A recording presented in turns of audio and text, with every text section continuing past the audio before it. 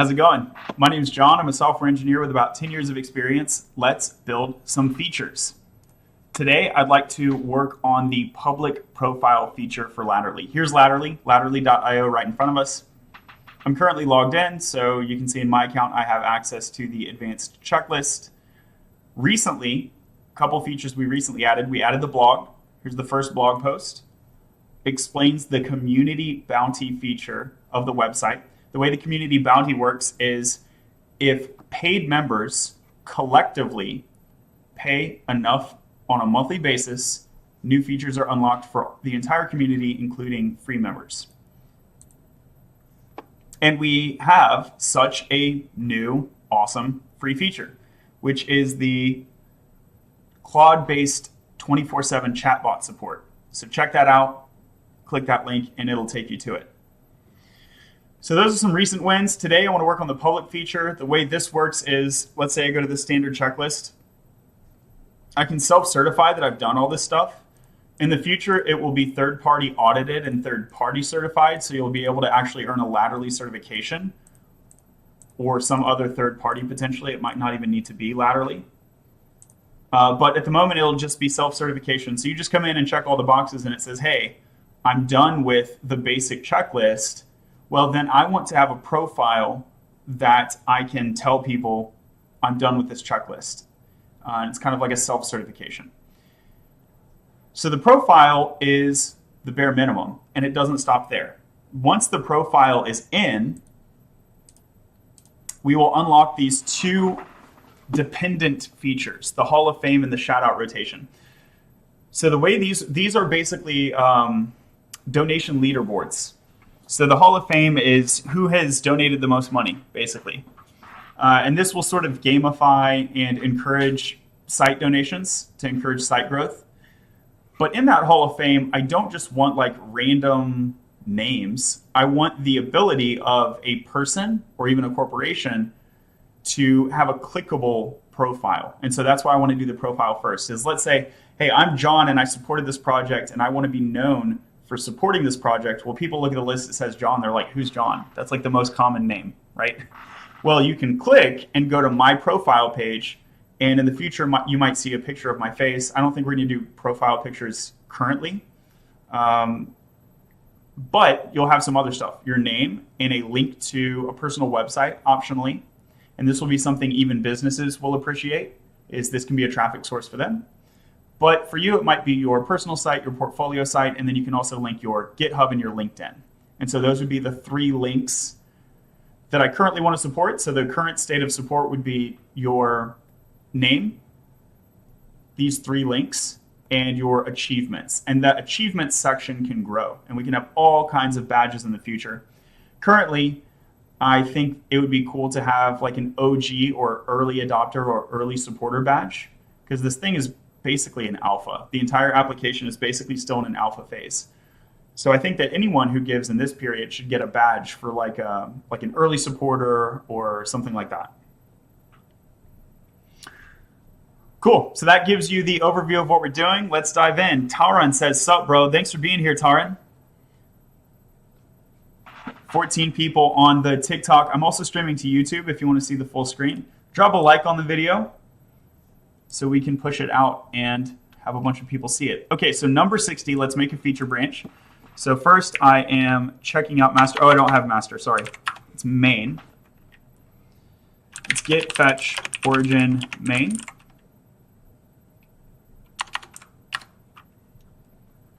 Captain, thanks for the follow. We will reset hard on main. And then I'm going to check out B to create my feature branch. Let me right click and close others. We won't need this Python file either. Git checkout -B. -B is going to create the branch and then check it out. So we want 60, which is our GitHub issue number, and then a short description using kebab case or dashed case. And the description will just be public profiles. I could say init. I could say init public profiles. Okay, and you can see in the blue text there that it's already been checked out. Taran says, I'm trying to get super good at algos and passing technical interviews. What do you suggest? Good question. The answer is the 5 to 23 patterns article. By the way, if you do the standard checklist, it's on here. It's on here. And congratulations, by the way, you're getting towards the end. Like, pretty much the next step for you is to get a job. And I should link this. So I'll go ahead and throw a link on this. Kind of like up at the top, we have the link to Discord and the Trial by Fire. I'll go ahead and link this 5 to 23 patterns article. I prefer this over the Blind 75, and you can read the article and you will understand why.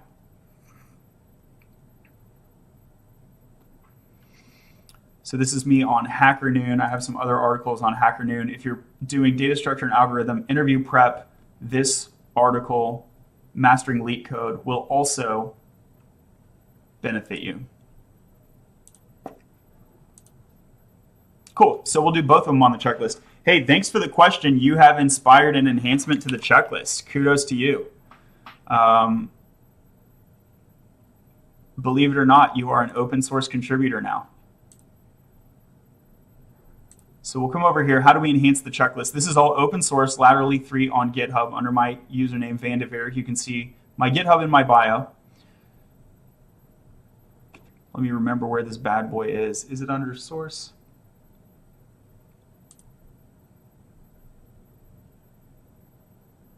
Checklist. Oh, it's under DB because it's a seed. So it's under DB. So here's checklists.json to 23 patterns article. Okay, and we want to transform that from a simple string into this object format, which will allow it to be a link. So 1 and 2. Okay. I've been following the 5 to 23 patterns article. Okay. And then we will also say, I have read the Mastering LeetCode article from John Vandeveer on HackerNoon. Why do I get overwhelmed every time I code? You know, I had the same problem. Are you a perfectionist? I'm not calling you that. I'm asking if you identify that way. That's one reason, but there are other reasons. There's a bunch of reasons that you might get overwhelmed. For me, it was perfectionism, but there's a bunch of other reasons. And unfortunately, the way to solve that is going to depend on the particular reason. There's not like one solution to being overwhelmed, unfortunately. Wish I could help with that. I can help with it to some extent, but that would be in a one-on-one personalized consultation context. So you can go to the website, you can book an expert session, or get a mentor. That's one of the things mentors are great for is stuff like that. Poppy Sensei in the house. What's up, bro? Throw some likes on it. Thanks for being here. What are you building? Lots of people in the chat. Thanks for asking. And the answer is we are working on Laterally.io, building it in public. So specifically, here's the open source report. This is the roadmap.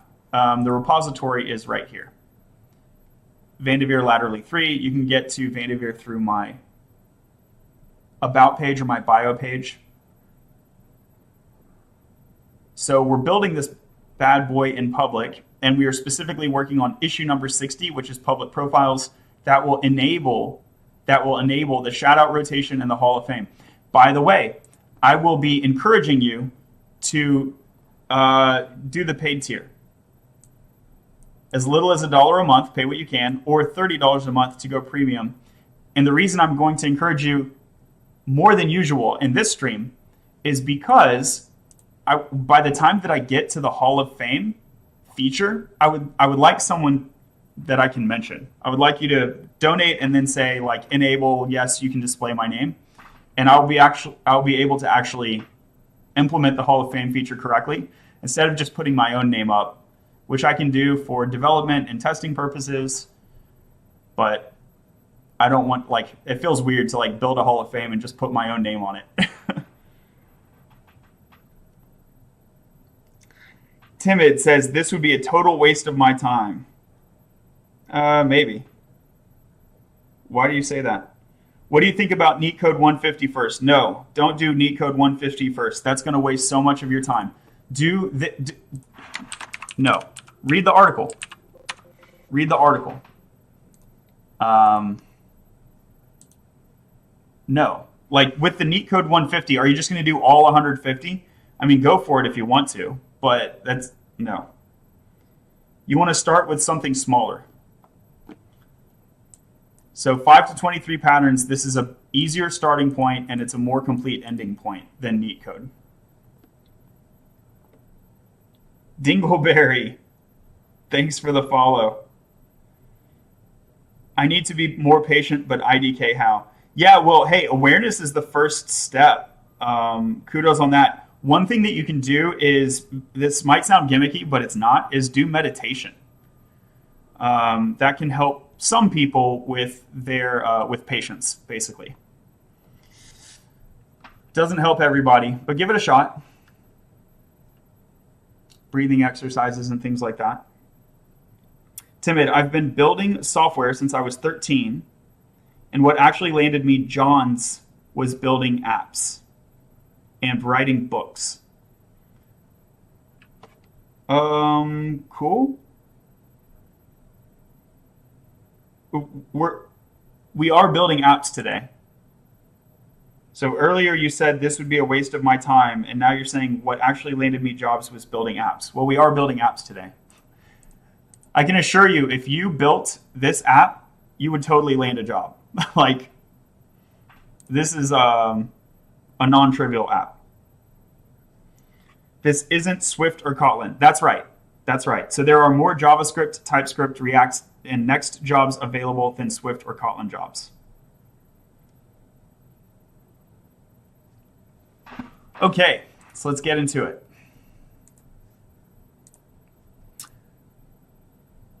I've been following the 5 to 23 patterns article. Oh, I need that URL. I closed it already.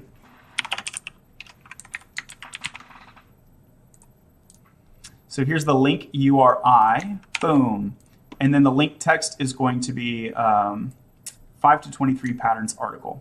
And I'll control X and we'll replace that with the magic string, which is triple hash link. 123 LINK 123. So that's the interpolation indicator. We'll paste that right there.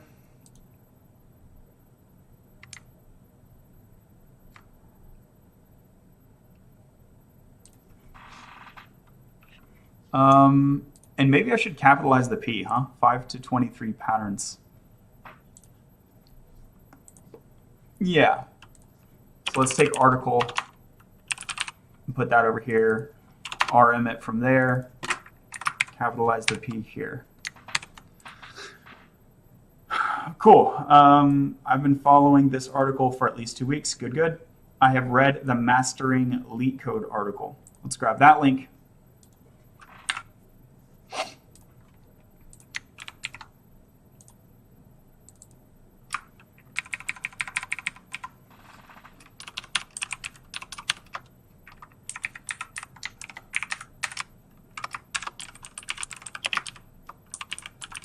Okay. Is it required? False. That one should be required, actually. That one should be required. These are not difficult to do. Well, okay. It might be difficult to do for some people. Yeah. I still recommend it. Detail text. I don't have...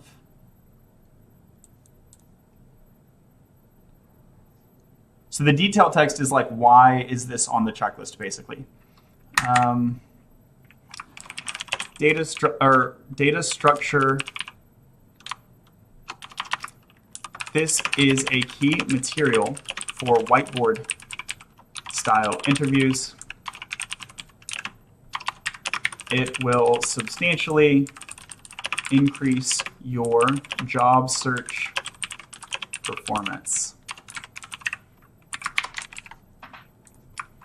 And that's basically a detail for both of them. Cool. Can you effectively solve all LeetCode mediums? Me? I mean, don't quiz me right now. I'm pretty rusty. I haven't been interviewing for a while. I don't know. Even then, like, the word all is so strong. That always worries me. And also, you don't need to. So I think the better question, rather than for me, because like I'm not on the job search, right? I think the better question is, do you need to be able to do that if you're on a job search? And the answer is no. Please don't wait until you're 100% confident that you can solve any medium before you start applying. That is not the way to run an efficient job search. You should be applying and you should continue to practice as you apply. That's the right thing to do. So let's git commit -m. This will be link, like HackerNoon links.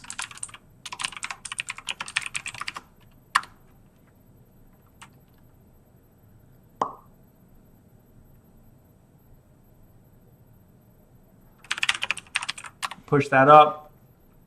We'll set the upstream control click to pull. Okay.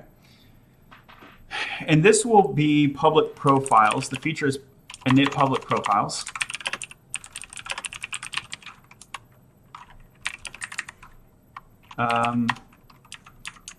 So here I will say closes number 60, which is public profiles. I will say improves standard checklist with HackerNoon links. And then we'll draft it for now. It's not ready to merge. But this will basically be our pull request that we'll start building on. Okay, so that was a great start. Thanks for that recommendation. I can go ahead and push these to prod, which is an out of order operation, but I think it's a good one. So like normally you would want this to go through peer review, and like in a commercial setting, you'd want this to go through peer review and approved and merged and then run the migration on prod. But I don't, like, I'm the top level contributor and maintainer of this repository, so I can do cheat things like this basically. So we're going to update latest checklist. We're going to update in place. This is like a moderately dangerous operation, but I feel fine with it. So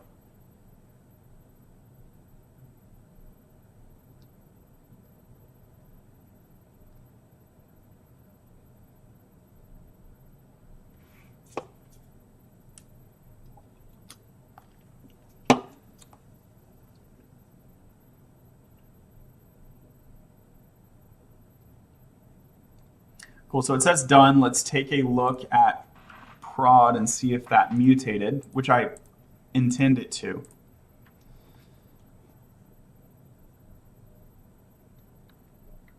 So here we have the 5 to 23. It did not appear to do so here. Let me empty my cache.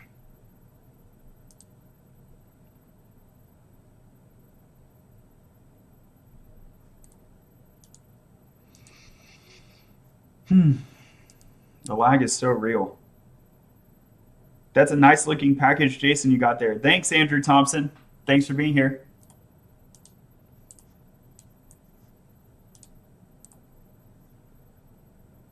All right, cool. So that was a cache clearing hard reload. And this is still not linked as I expect it to be, which indicates to me that the seed failed.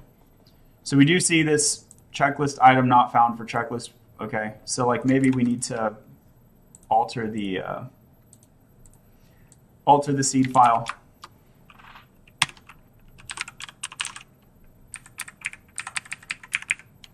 Okay. So here is the seed file. We say update latest, which is like an update in place.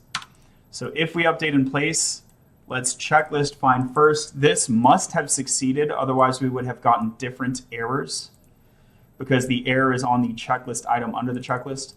So here we update where the checklist ID is such, and we update by version. Okay, this is on the checklist. This is on the checklist.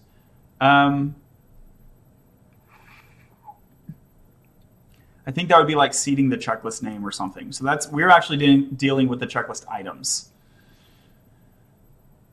Okay, so here are the items. So by this time, we've ensured that the checklist, which is going to contain all the items, does exist. and here we are finding first. Here we are finding first, and we find it by the checklist ID and the display text. This is a good thing. Oh, I think this is expected, actually. Yeah.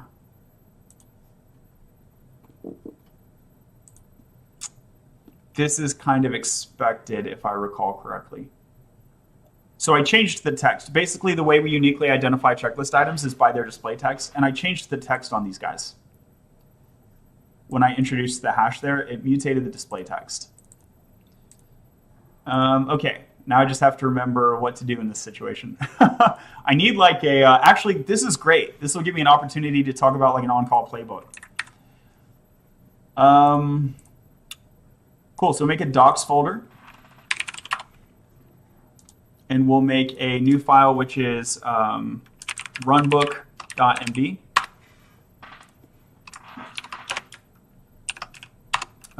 Latterly runbook. This is a runbook playbook for on-call engineer utility. It documents how to handle certain common manual tasks and outages. Manual tasks, outages.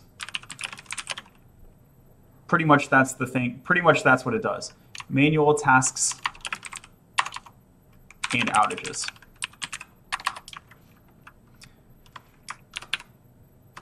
So the main one we want to address here is updating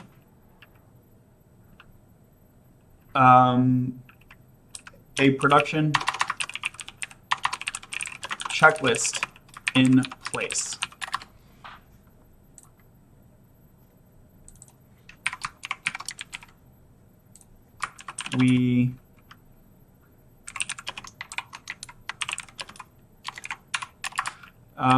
If the display text on an item is mutated, the in-place update target will correctly be unidentified. In this case, we need to manually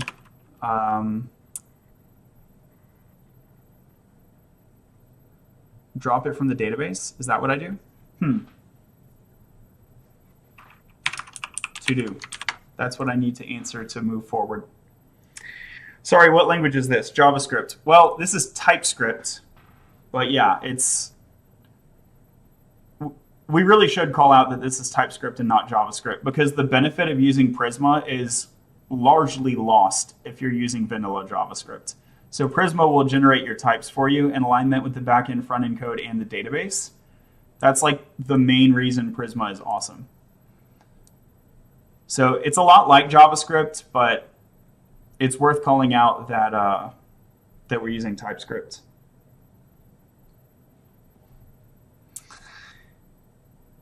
Okay.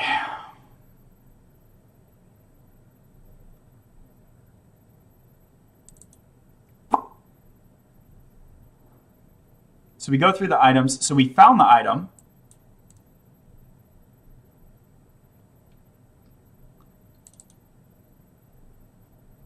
We found the item data, right? We found the item data, and then we failed to find the checklist item.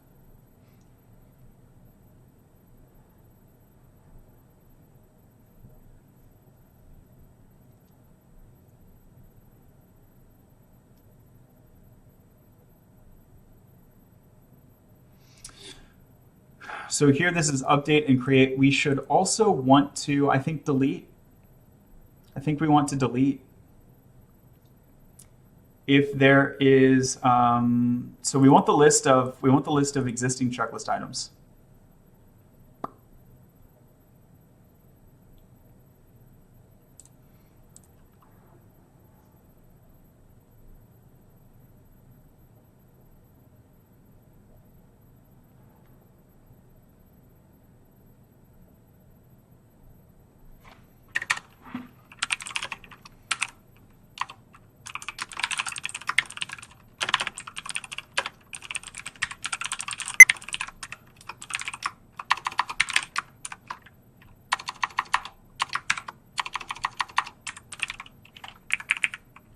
So we're going to find many where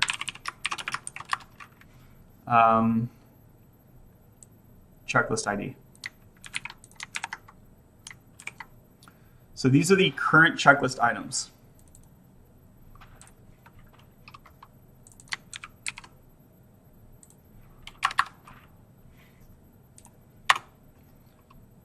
So we have the current checklist items.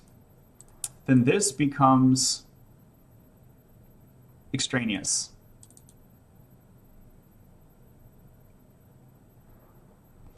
So we're in the midst of a loop here, and I don't want to loop twice.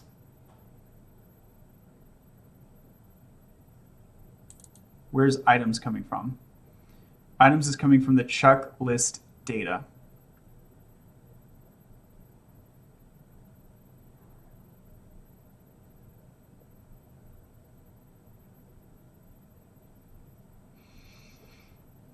Do I have a separate task to clean up? Yeah, clean up unused checklists, unused checklist items.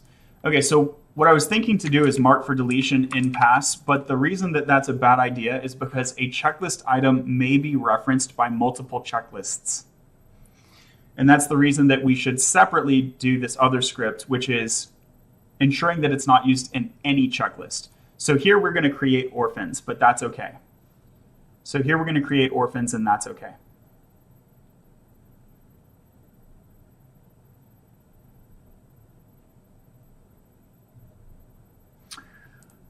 So checklist item not found means that I should create a new one.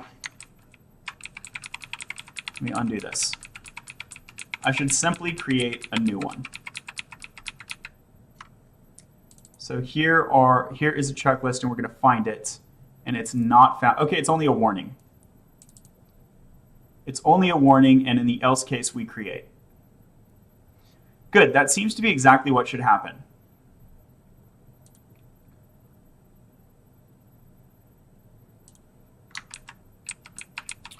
So what's the issue? The issue is after getting created, it is not bound to the checklist. Well, here the binding occurs. Oh, I always forget there's like a lag in Supabase after you run a migration. Here, let's see if it's ready now. Nope, still not ready. Okay. Let me look in the prod database. So this indicates there was no error. There was only warnings. It didn't appear to be a warning, did it? Here, I can say warn. Make it clear that that's a warning. Because this kind of looks like not a warning.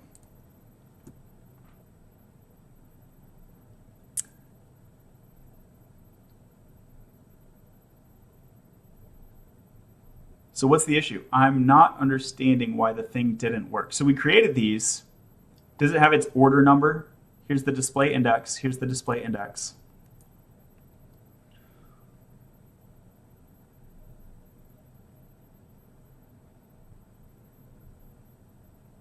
That looks good. Did we update the version? So on the checklist, the version should be updated. Here's the checklist. We update the version because we're updating it in place. And this new version is attached in the update case and the create case. We pass the index, we pass the version. Yeah, okay, so I am expecting it exists in the database. So I have this on my other screen, so let me go look. I think I can show you this. I'm not looking at a sensitive table. So we're over in Supabase. Well, let me make sure that when I click the table button, it doesn't like snap to users or something. You never know. Okay, so we're over, here's the list of tables. And we want to look at the checklist. There should be 3. Cool, there's 3. One of them was updated, actually all 3 of them were updated in place. So good, that works for me. That's kind of a sanity check. Now the programming checklist, this is the standard free tier, has an ID of 1. we should go over to the checklist items and see that this new text does exist. So the new text involves the link URI for the 23 patterns. Here it is. So the new items exist here. Display index 14 and 15. Ah, I know what happened. The checklist items were updated and the user checklist items were not updated. Got it. So okay, that's what happened. So the checklist reseeding worked just fine actually, and I was just looking at the wrong entity.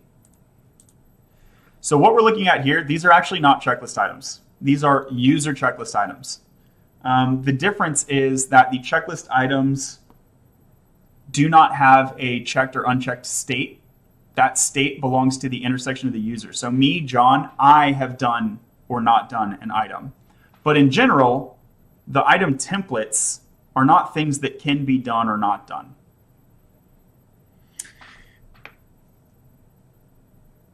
So we've updated the checklist in place.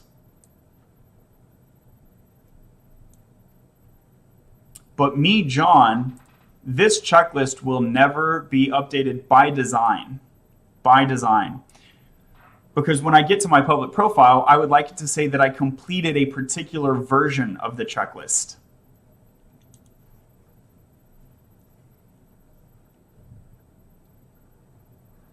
And there may be many of those that I've completed. So what should happen here is there should be like a user notification that's like, hey, there's a newer version. Do you want to use it? Fuck yeah. Fuck yeah. Let's do that. New feature alert. Okay. You can see how alpha this is in the sense of like unstable, not in the sense of like, I'm a strong alpha dude, but like in the sense of like, this is some alpha buggy software. I didn't even think through the versioning implication from a user perspective. So based. So let's do it. On my basic checklist page, let's go there. By the way, do I need to change anything here? We have the run book.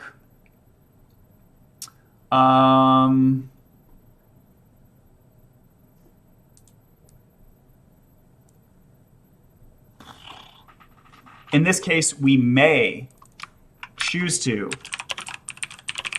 manually delete an older checklist version. If we do so, then we should also run npm run, what is it, db cleanup, db clean.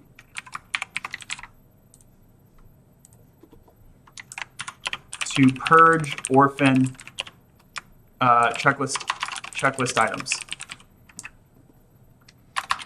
Note that user checklist items exist distinctly and by design. If we are going to mutate or destroy active use user checklist items, we should probably notify people or something. Probably notify them. We should probably notify the users. And I'll throw an asterisk on that which says, currently Latterly is in alpha, so it's less of a big deal. And too many emails may just be annoying to users. In the stable state, though, we should definitely alert end users to unexpected behavior. We could also include in terms of service that checklists can be mutated at any time as an alternative. Cool. Not that anyone reads those things. Okay, so this is like pretty minor, but whatever. We have made it clear that it's a warning. So here I'll say feat clarify warn log and init runbook. Cool, so we've committed that. Come over here. So slow and laggy. Right click, close others. What do we want to do now? Now I want to work on the ability of a person to upgrade, basically. So my basic checklist, here we are, Control P, my basic checklist. We're in a Next.js application, so it's under the pages directory. Domo, thanks for the follow. And so what we want to do here is we will need a query that understands whether there is a new version, and then we will want to present it to the user. I'll put a dummy component here first, and I will want that to go up top, basically. I think the component name here is a toast. So here, my standard checklist is the top of the layout.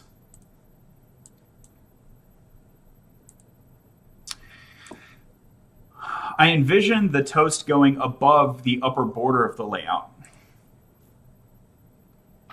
which is kind of a bummer because now I need to do like another wrapping layer, and then you end up in React hell where it's just layers on layers. My foot itches. Sometimes it'd be like that though. So how do I have a back to home link? Here I have the back to home link. Oh, this is not the title that we see. This bit of text is not this same title, I don't think. I think it's just duplicate string. Yeah, see how it's there twice? I think this title goes up to the meta title. Yeah. Cool. So we don't need to be in React hell. I can make a self-closing component at the top of the layout. I won't want it to be above this bit. This bit, back to home, should be in isolation. So it looks like it should drop right here.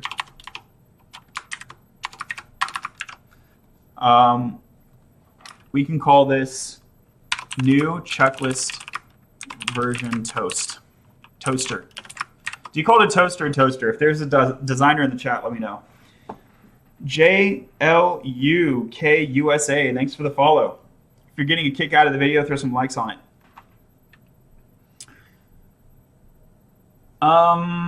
Where's ChatGPT at? Let's ask ChatGPT.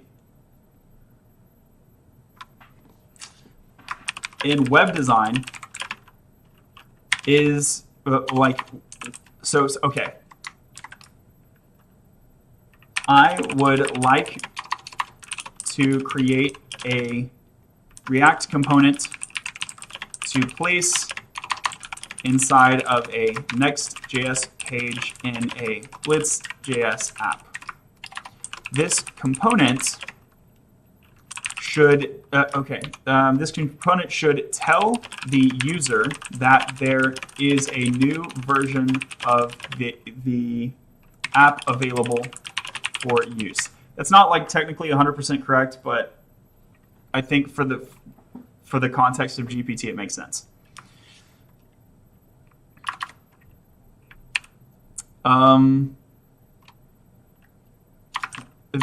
What should this component, like in web design, what is a common term for such a component?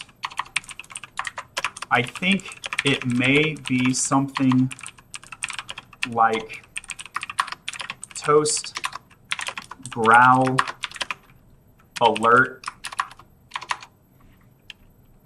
Let's go with that.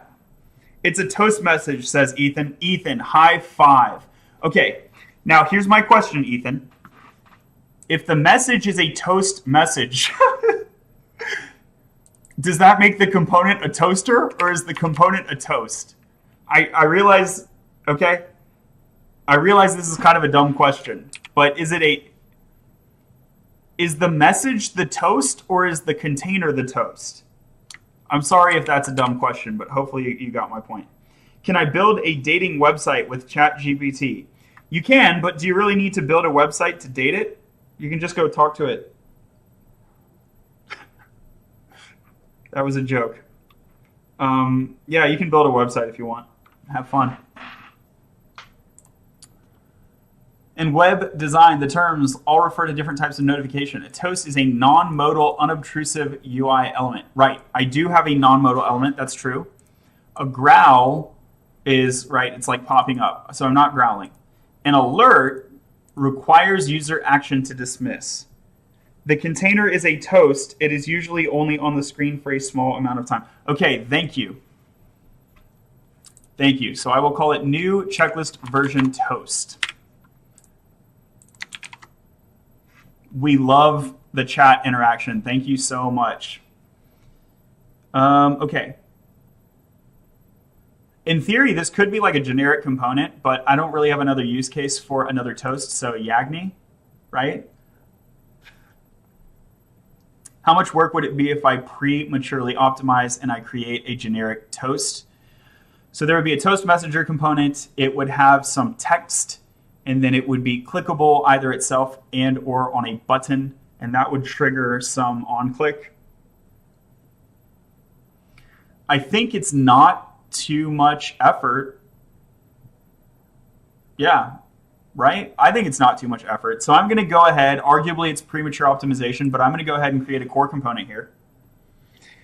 It's Luke Stelu, definitely a toast. Thank you, thank you. So I'm going to create a core component here. So we go over here, components, new file, and we will call this latterly toast.tsx. And here we'll say const butter. I'm just kidding. That was a joke about toast. I don't know how humor works, y'all. I'll be honest with you. Please create such a toast component using TypeScript and Tailwind. Check out React contexts. Yeah. I don't want to set that all up right now. I know what you're talking about. If we end up doing this a lot, that may be a good idea. I don't want to do it right now, though. I know I just said that I'm down to prematurely optimize, but like, let's don't get crazy. I'm using reducers anyway. I'm not using context. What language is this? TypeScript. Yeah, so I could have like a global reducer state for these things. I really don't want to, though. I'm also not going to have this be, it's not going to be a growler, basically. So we do a set timeout. Bogus, bogus. I really don't like that. I can just remove it.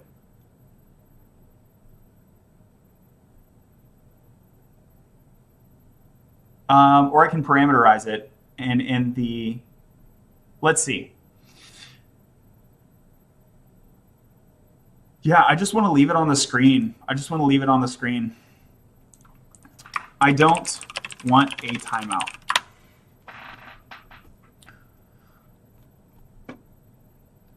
So now I get to drop use effect. Show is visible.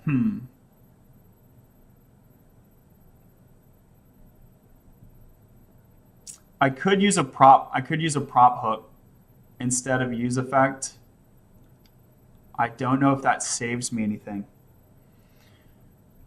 Dang, this is literally exactly what Luke was. Is it Luke? L-U-K?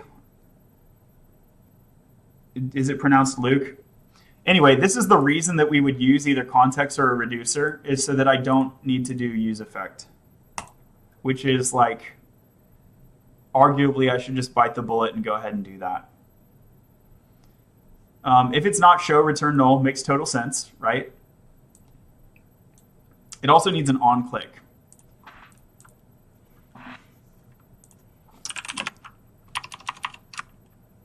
As a designer, should the toast include a distinct button, or is it fine to simply make the entire element clickable?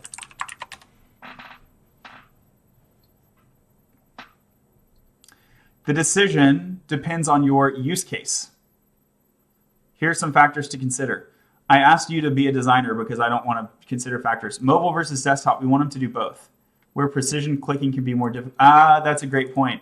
Mobile first, so I'm going to ditch the button idea. The whole thing is going to be clickable.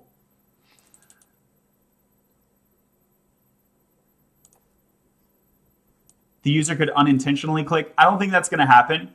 I don't think that's going to happen because we're going to put it in sort of an isolated bit of real estate.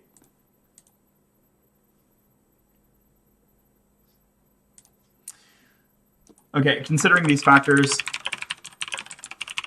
I don't want a distinct button to exist.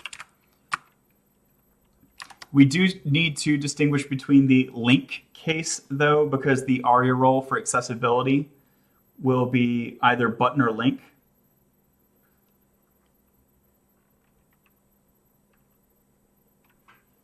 Again, we're prematurely optimizing here, and Yagni would say just do what we need to do today, which is the whole thing should behave as a button.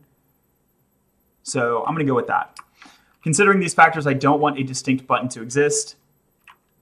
Give the component a click handler as an argument.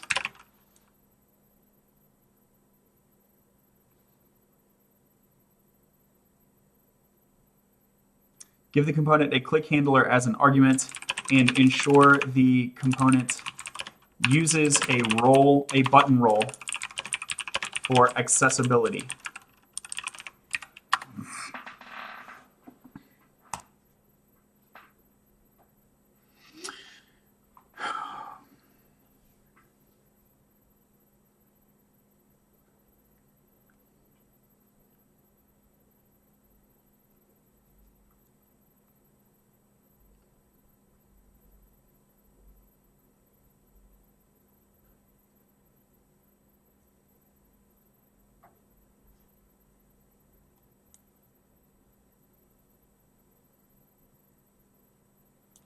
I don't want to do the use effect down here. I really don't.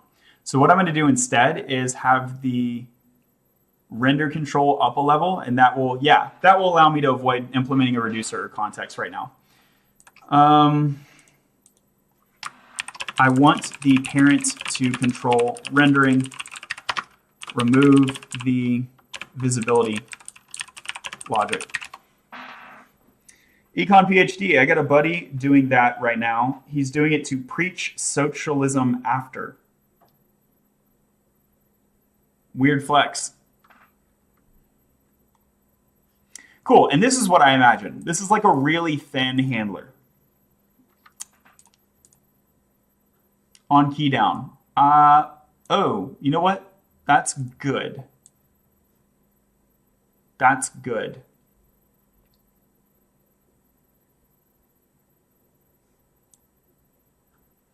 I kind of want key down to only call on space or enter.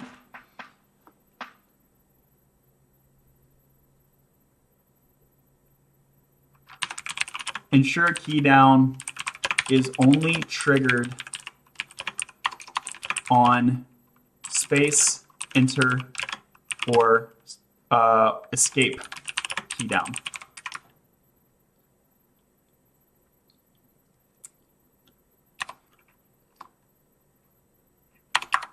Hopefully it knows to constantize the ASCII codes.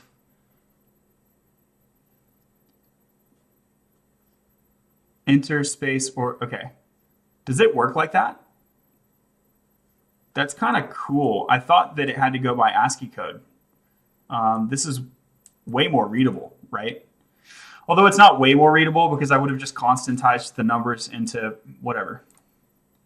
You get it, you get it. Okay, here we are. We are in this laterally toast, Control A, V, S. This is an uninformative comment. The code is super readable. Okay, so now we export const toast. I'm going to call this laterally toast. I'm not calling it butter, despite my butter intentions. I don't know. Sorry about that. Okay, handle key down. Good. Good, good, good. Hell yeah, dude. Hell yeah. This is great. Okay, so here, I'm going to say laterally toast. We're going to import that. Quick fix, add import. Now what do I need? I need a message property and an on click. Okay, so the message property, and then here we will handle toast click. Here I can just call it a toast click because in the context of this page, there's only one toast, so that makes sense. Const handle toast click. What we're going to do is we're going to end up setting state here. So const react.use state. This will default to false. Show, and we might have to use an effect. Sorry, but it'll be a proper effect. Show show toast, and then set show toast. Set show toes. I almost told it to set show toes. Cool. For testing purpose, I'll mark this as true, although we want it to actually be false by default, and we want it to be true on condition of our query return. Okay, so just in the way that we're kind of testing it one step at a time, it's going to show up, we click it, and it goes away. That's the idea. So here, modify this into an expression, always using the ternary, never using the short-circuiting operator. Otherwise, you fall into the zero trap.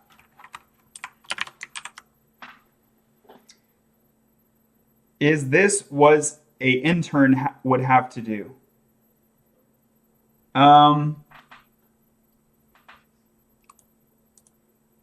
think it depends on the company. So like in a lot of cases, no, an intern would not be doing this, but I can potentially imagine an intern being assigned this work. Yeah, I mean, it would take them longer, but that's fine. Message, let's go with sup justice. Oh, hold on, I have a funny joke, maybe. Justice for justice. Does that make sense? Cool. Now let's npm run dev.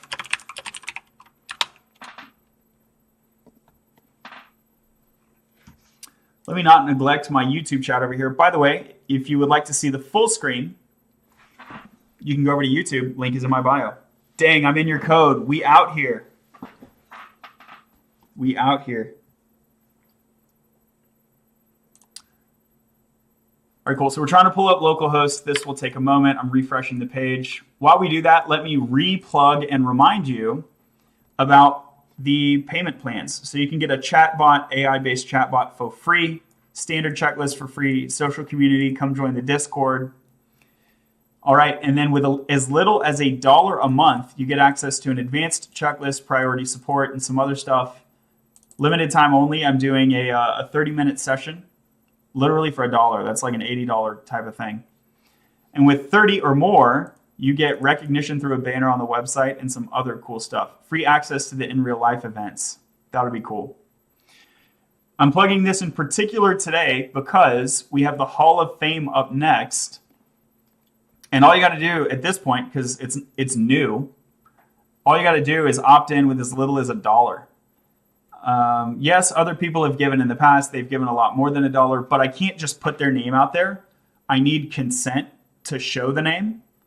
So for as little as $1, you can be like the first one who actually clicks the consent button and actually gets on the top of the Hall of Fame, as well as the shout out rotation.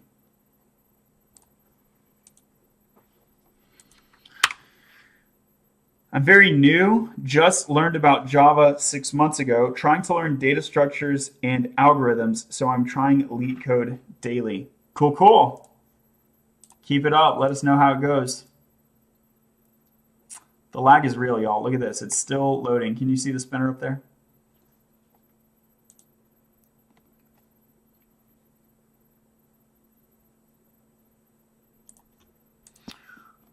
Justice for justice. Oh, it's down in the corner. What's the error, huh? Find unique invocation. Unknown field user checklist items.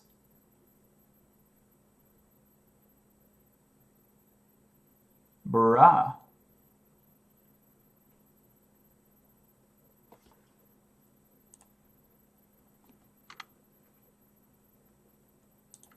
I think my local Prisma is out of date. npm, hold on. So this will be blitz Prisma generate.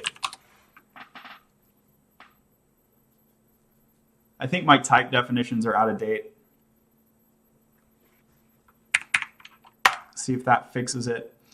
So over here, unknown field, it's saying it's literally an unknown field is what it's saying. Which seems to me like it's a type definition error. So let me click into Prisma. Hello, Prisma, where are you? I don't directly import Prisma on this page. What am I doing? I import a query that indirectly references Prisma. Here we go. So now we have DB, which is the enhanced Prisma client, control clicking all the way through, control click, control click. And now this property does exist. So I just force cache busted my type definitions in VS Code and I regenerated them. So now everything should work, right? Right? Empty cache and hard reload the page. We're gonna have to wait again.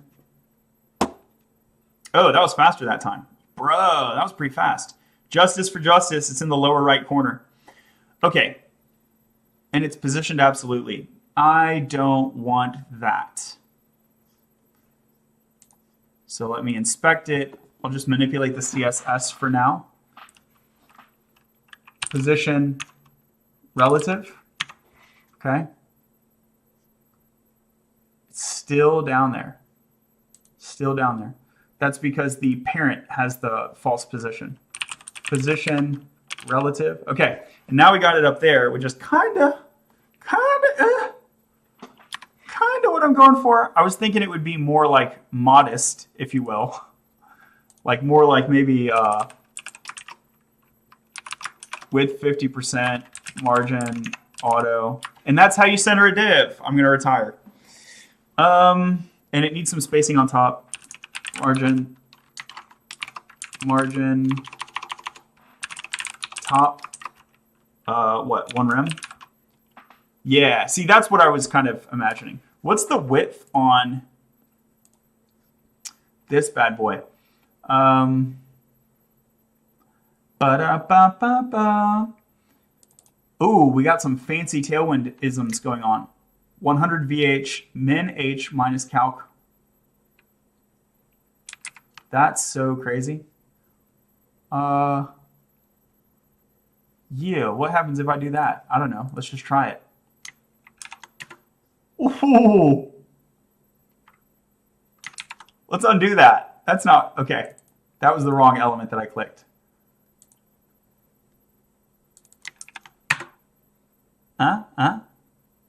No. These are not the things that I want. These are not the things that I want.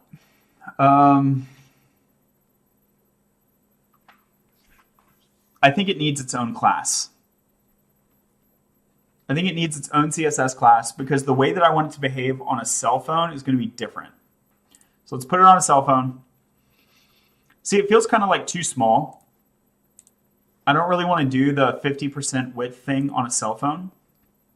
I want to do the 50% width thing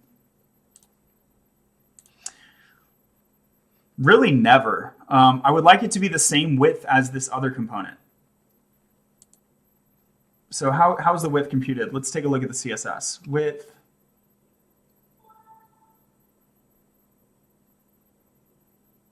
I just got some dingy noise. I'm not sure what that was from, but if you sent me something, thanks.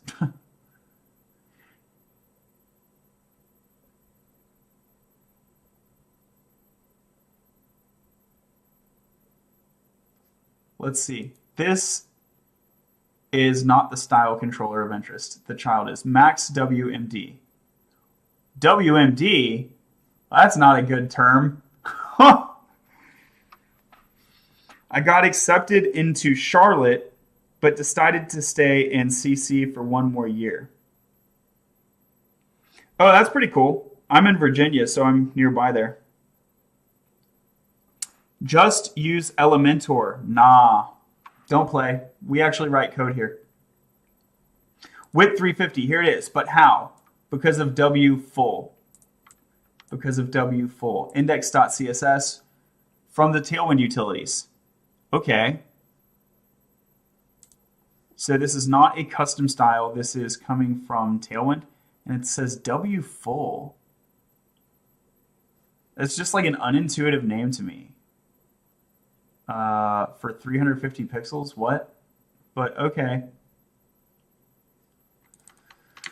So let me grab this. I will come over here, drop this here, bam. Okay, so this is looking close. This is looking close, right? What if I just say W full alone? W full max WMD. We'll keep the rounded border. I like the rounded border.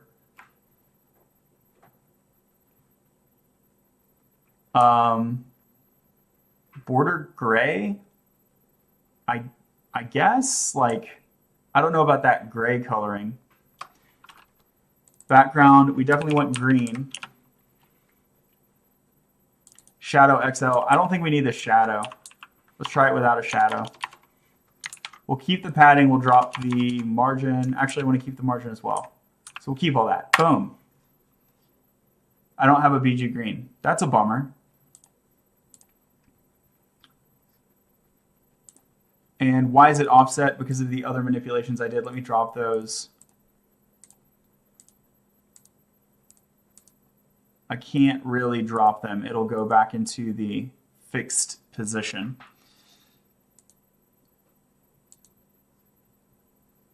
Okay, so these styles need to be applied to the parent. That's, believe it or not, that's looking better. What if I drop the interior? I'm not really sure why I need 2 divs at all. I think I only needed that in the fixed position case because we wanted the container to be fixed and the interior not to be fixed, but that's not true.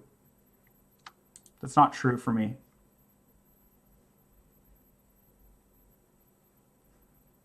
So I can get away with 1 level, which is going to be an even simpler component.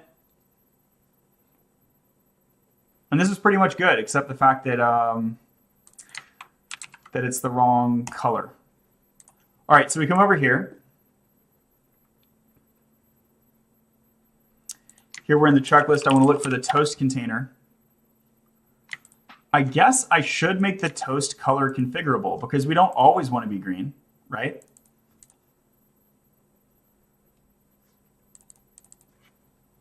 I can do, this is a common idiom, is to do like success, error, warn, just have a few basic states that the toast can follow.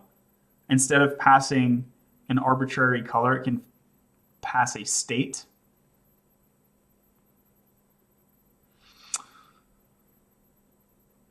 I'm going to do color for now because I don't, like, again, along the lines of Yagni, I don't want to go declaring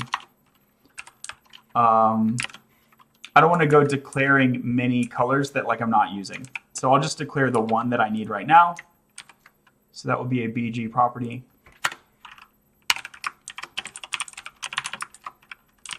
I'm going to make this red by default. Does that work?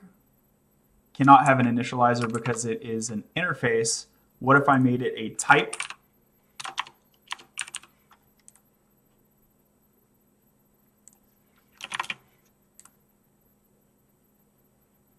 Nope. All right, so I will define the default in the argument. By the way, this is one thing I like more about Python, is I can do this in Python, and I can't do that in TypeScript. Here in TypeScript, I have to doubly expand my argument.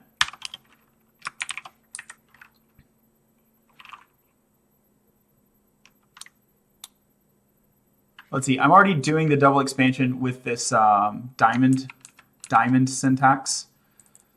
So can I just do a singular here?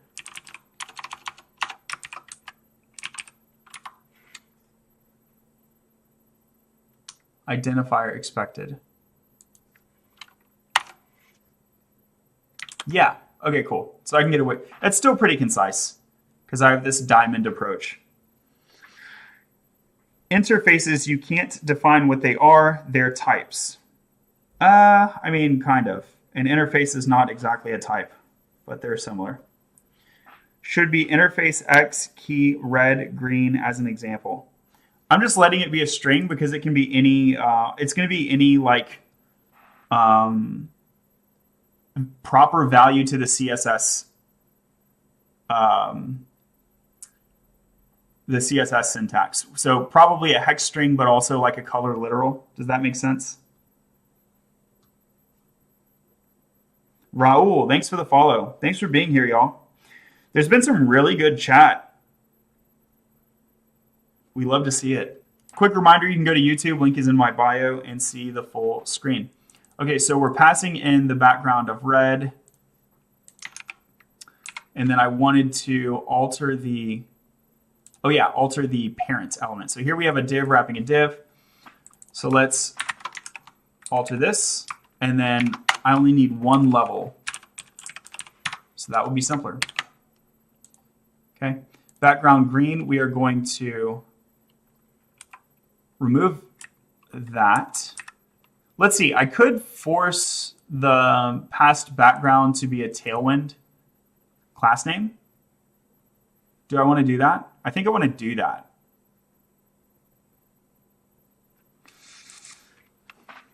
So here we'll try VG red. This may or may not work. Let's see. So now I will use an interpolated string.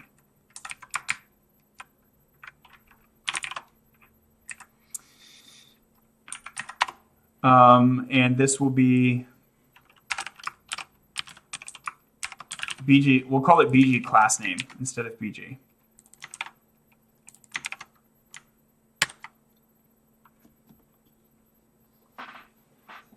You should just make it a button. Arguably, yes. Right? Like, arguably, yes. So let's do one step at a time, but I'll give that a try in a minute.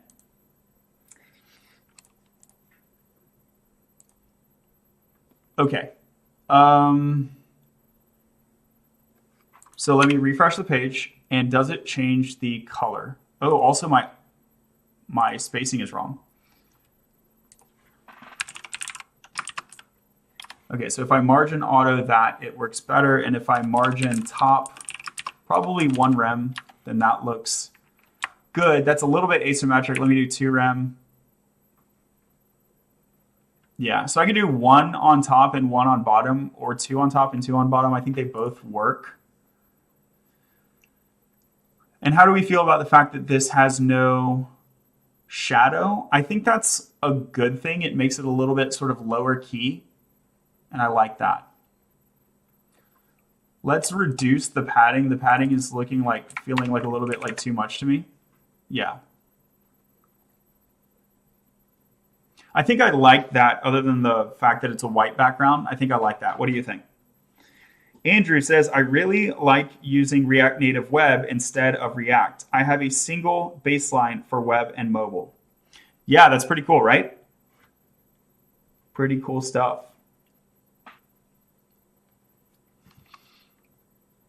And then if I click it, it goes away. Good, so that part is working. That part is working. So here, we had a few adjustments we need to make. Let's lock in the padding. So that's done. What else did we want to lock in? The M8 was not great. We wanted MT like 4 or 2. Let's try this.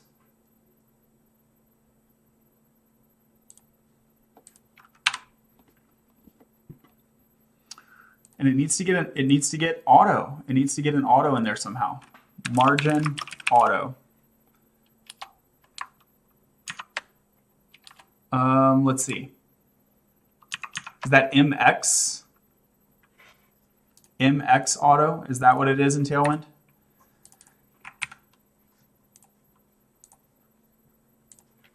MX auto. Let's try it. Cool. Looks like it worked. Now, do I want to up the top margin or reduce the bottom margin? I would prefer to have more real estate utilizable. But all of that space is coming off the next component. It's not coming off of this current person. It's not a person, button. So do I really want to drop the top margin? Do I really want to drop the top, y'all? Do I really want to drop the top? I kind of think that I do. Okay, so I'm noticing the reason is that the padding and the margin are symmetrical in that case. If I drop it to 4, ew, that's bad. Why did that happen? When I drop it to 6, like what is going on? Oh, it's because of the way Tailwind builds. Okay, that's just a Tailwind thing. And why is this red? It's red because BG class name is missing. Well, I need to mark that type optional. That's on me. Does the question mark go over here? Which side does the question mark go on? Is it over here? You work with too many languages, little stuff like that. Okay, good. Crypto Shepherd, thanks for the follow. Okay, so this is working. What I'd like to test is reducing the margin. I want to ensure that I'm not messing up all the pages. Because where is this style even coming from? Is this a page-specific style? FV? Okay, yes it is. All right, then I'm cool with messing with it. I was worried that that was embedded within the layout component, but that was a worry for no reason. So here, let me reduce the margin to M4.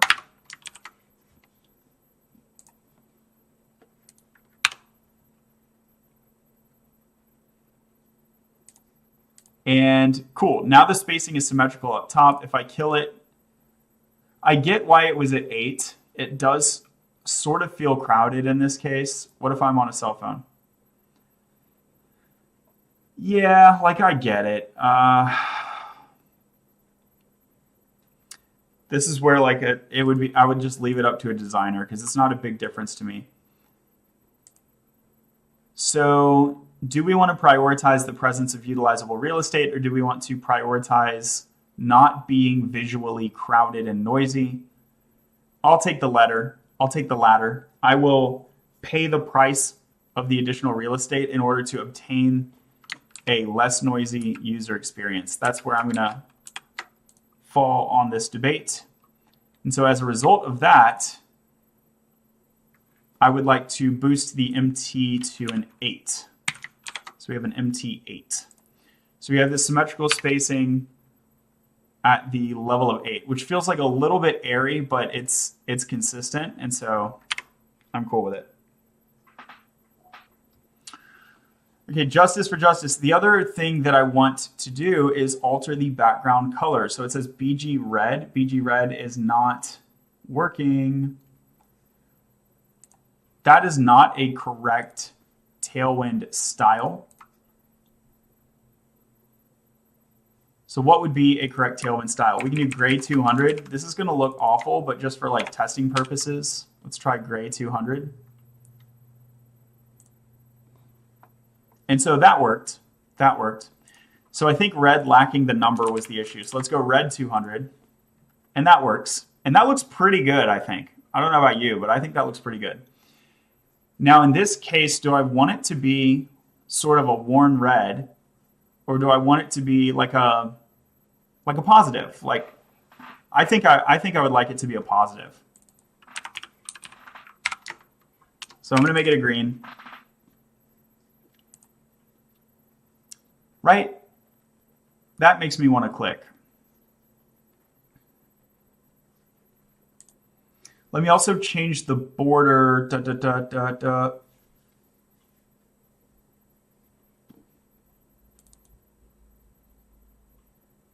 Can I just remove the border? What if I just remove the border?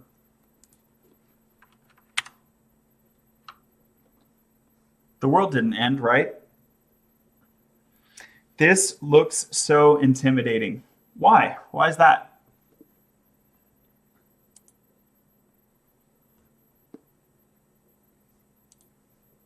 Auto, fill, max width, rounded LG. What if I drop the border keyword? Do I still get...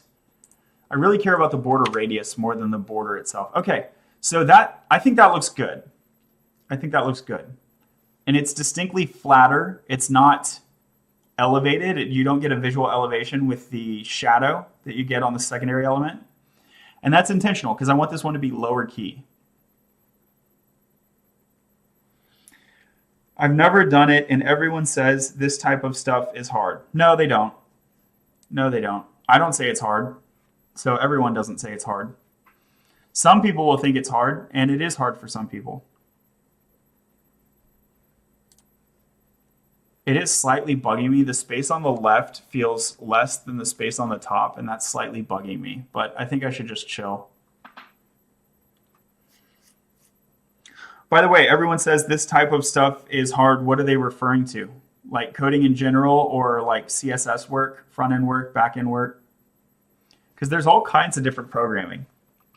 So if you don't like front-end stuff, there's still a lot of stuff you can do.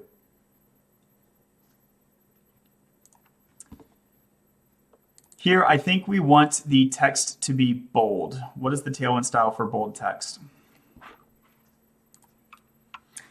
Hey Cam, get a ChatGPT account. You can get one for free, and it'll make a lot of this easier.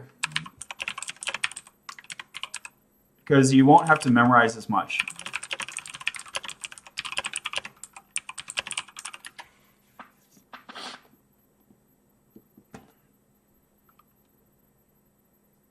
Font bold, that's it.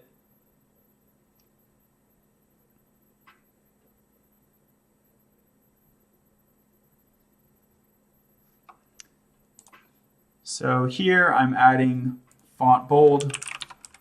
You can add it anywhere, and then this yellow pops up that it's not sorted. On Command S, it fixes itself. That's because I have the Tailwind extension. So I highly recommend you to use VS Code and get the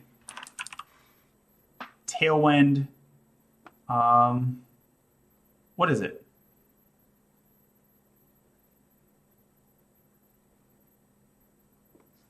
That's not what it's called. Let me undo that. It told me what it's called. Is it Tailwind Lint or something like that?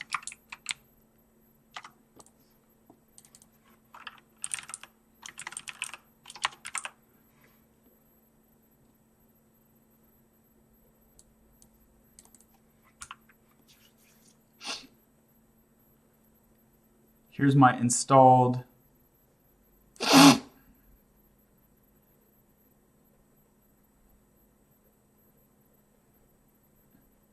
Oh, I don't know. How is that happening?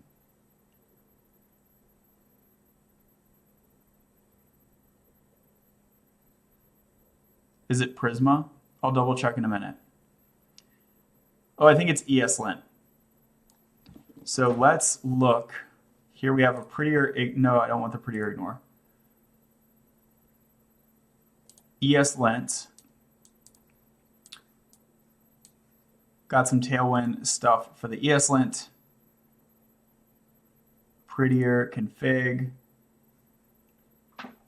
Prettier plugin Tailwind. Yeah, that's what's doing it. Prettier plugin Tailwind. And then I have prettier set to save on Command S, and I have the prettier VS Code plugin.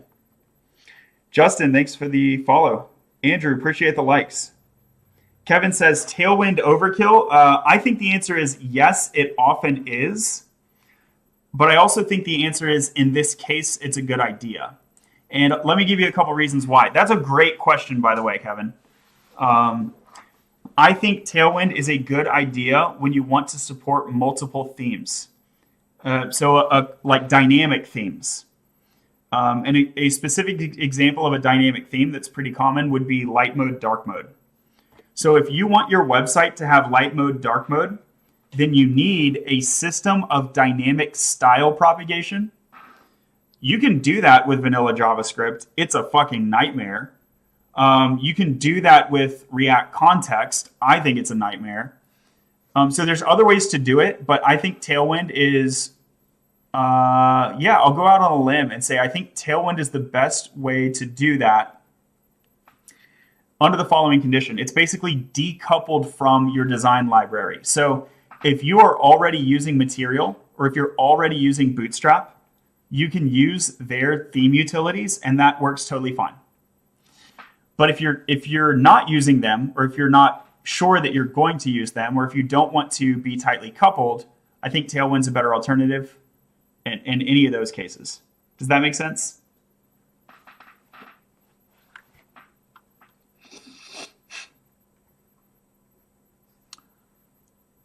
Okay.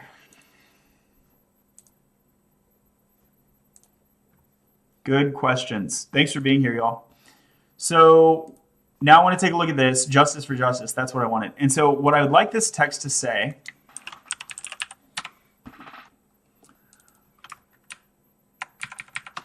I'd like this to say, a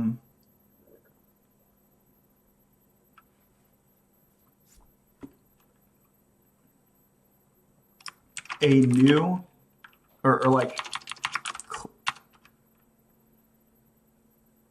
wow. So I actually don't want one selection option. I want a yes and no option.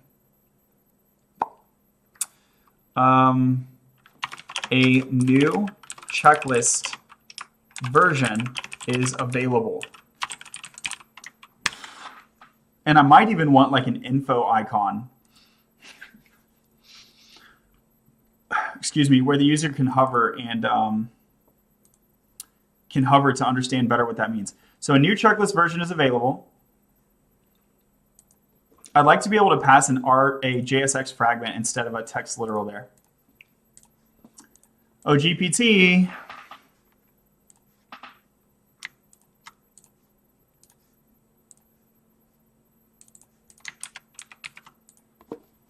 So message, I'm just going to copy this.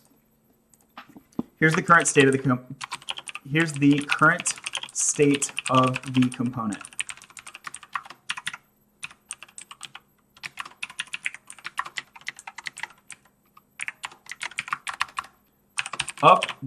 Update it so that I can pass a JSX fragment instead of a message string literal when I want. Let's see. I don't need to say when I want. It would be simpler to just always do it.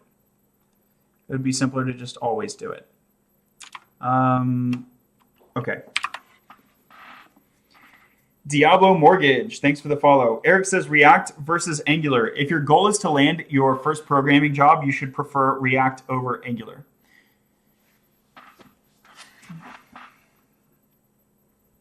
Okay, let me tap the copy. I'm going to stage both of these files. Click Control A, V, S. For the love of God, please invest in a better keyboard like Linquinox or Custom. What do you like, a Linquinox vendor?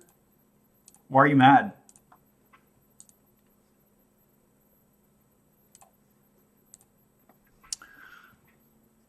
Okay, so now message is a React node.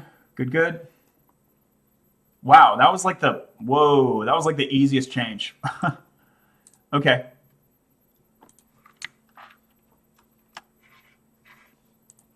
Is text still propagating?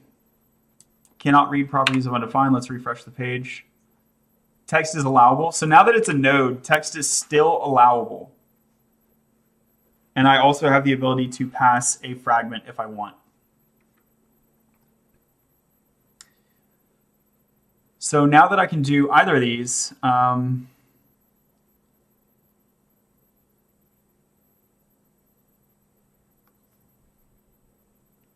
do I want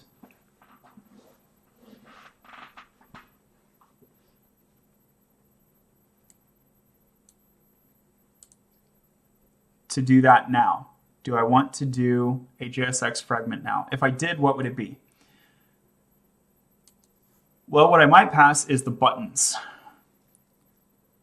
So if I have yes and no buttons, do I want the background to be clickable?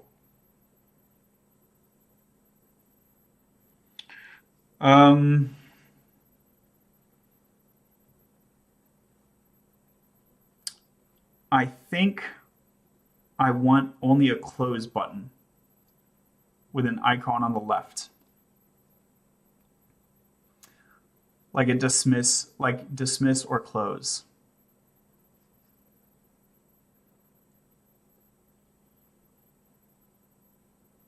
Yeah, let's add a dismiss button.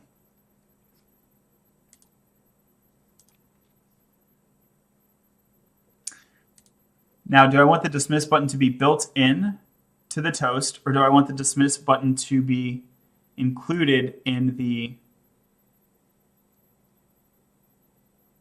child JSX fragment?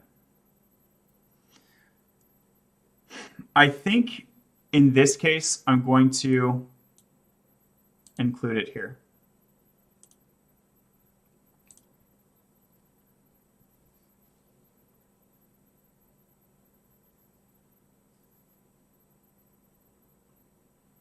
No, I'm not. Dismiss, I would want the dismiss to be consistent across my toast messages. Add a dismiss button that floats left. Add an on-close handler. No period after available. Let's see. A new checklist version is available. Okay. I live for the audience.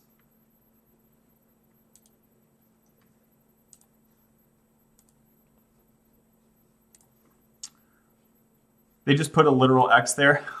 That's awesome. That's not going to float left, is it? Let's try it.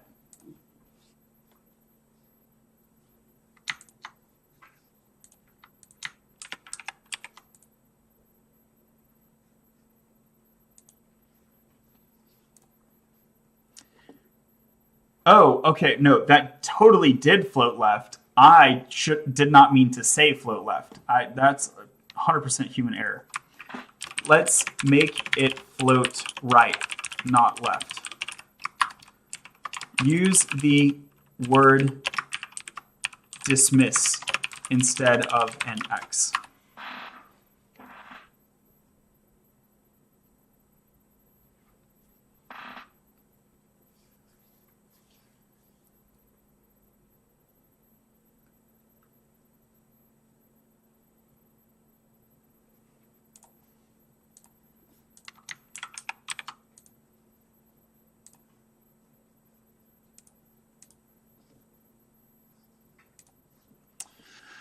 Cool, this is looking better. I'd like it to be vertically centered. I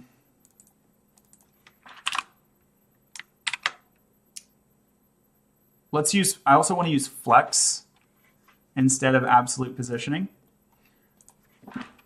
Let's use flex style instead of absolute positioning.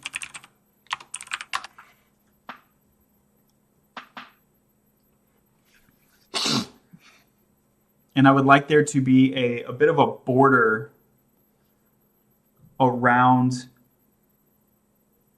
the button.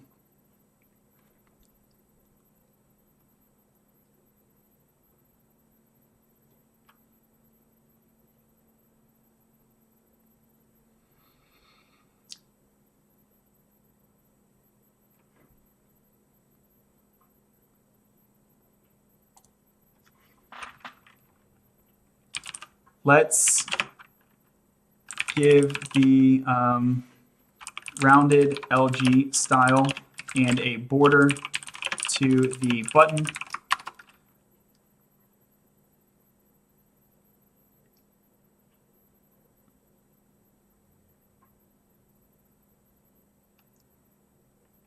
let's give the button a white background and bold and font bold.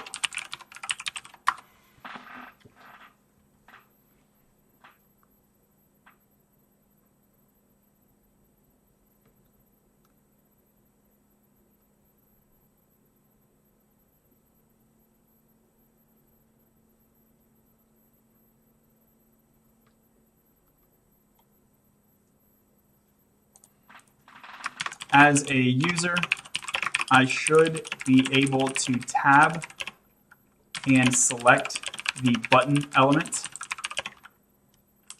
and trigger on close by pressing enter. Is that already supported?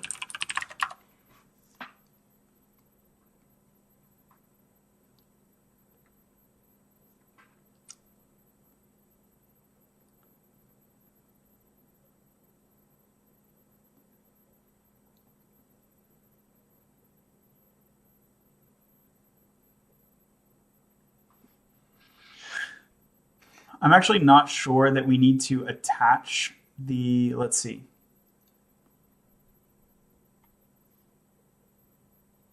Yeah, I'm not sure that we need to attach a tab index to the button, and it looks like it did not. It's not necessary. Okay, cool. Yeah, that sounds right. I'm also going to update this so that the escape key triggers the on close now.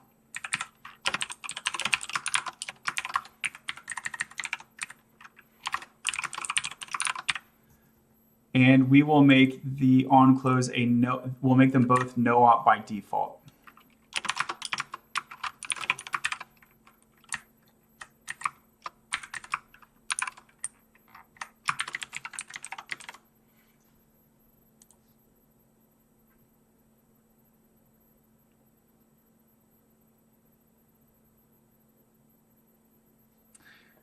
Cool, so this is looking pretty good.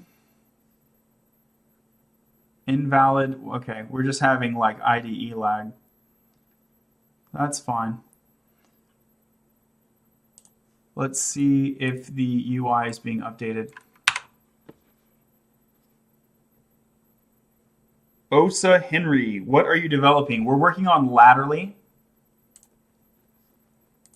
Here's prod, latterly.io, link is in my bio.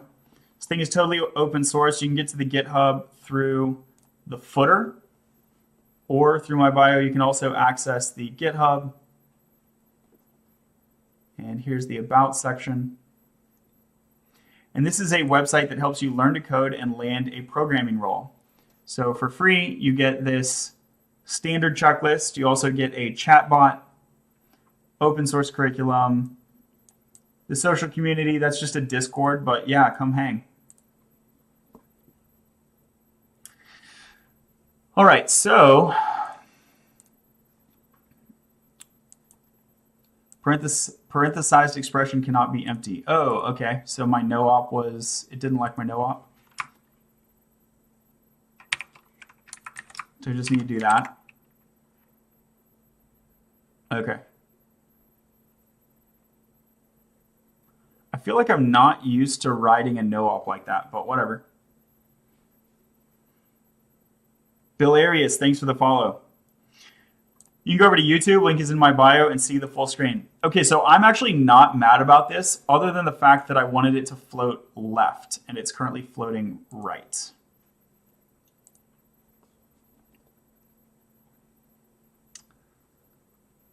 So,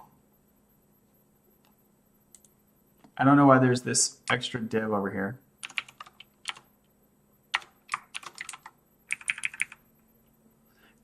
I think I keep saying the wrong thing. I want the dismiss button on the right-hand side. I think this is my fault, y'all. Okay, so this is kind of basically what I imagined. So here, if I dismiss, it just goes away. Okay, also if I hit the escape key, it should go away. So here I'm tabbing over, shift tab, enter. That worked, good. Tab, escape. Escape is not triggering my onClose. Oh, yes, it is triggering my onClose, and I simply haven't defined the onClose. OnClose is missing. Well, it should be optional. They should be optional. Okay.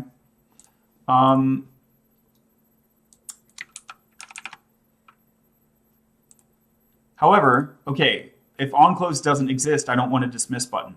Ooh, that's a good enhancement. So onClose is not a no-op by default. It is, oh, and it changed it to void.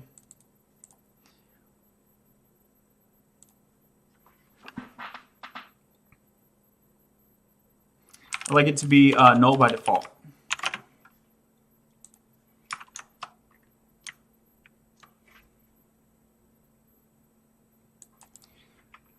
I don't need to do that because it's already optional. So here I will set it to just like that, right? That's going to make it null by default. And so down here,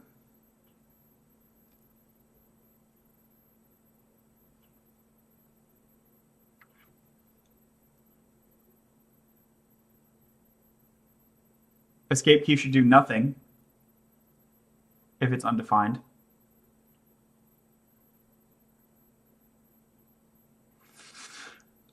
Okay.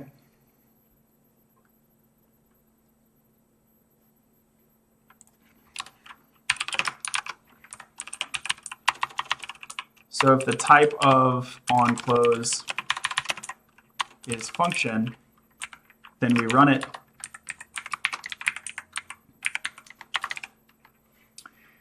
And otherwise we no-op. Good, that's what I like.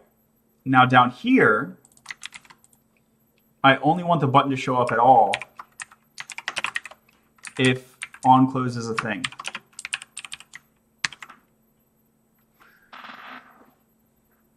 Why interfaces and not types? We can do types. That's just what GPT created, and I didn't have a strong reason to change away from it. I'm going to let the IDE resolve, and then I'll switch it over to a type. I actually personally do prefer types. How do you assist in getting a job once you have completed the studying?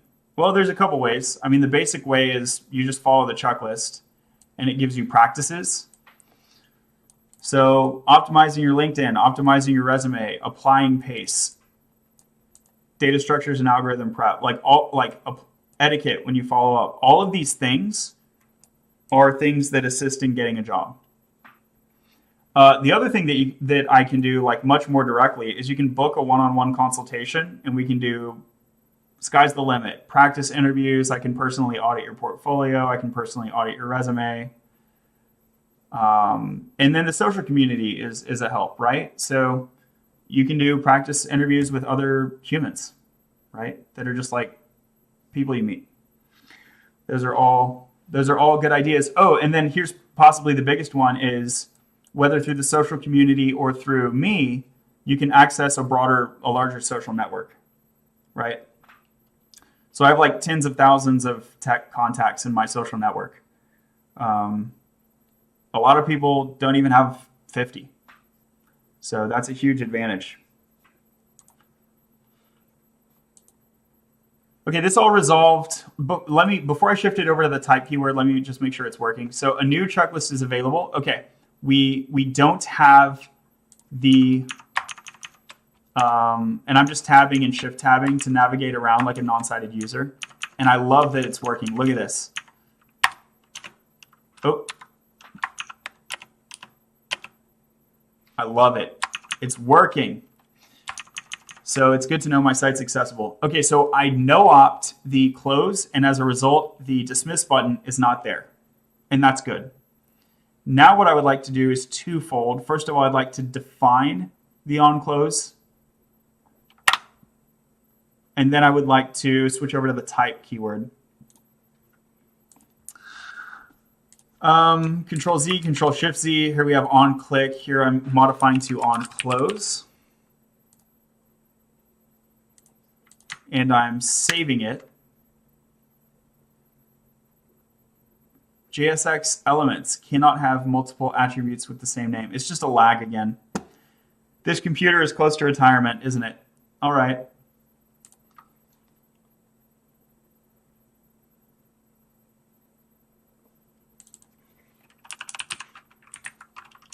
Here we can say type equals.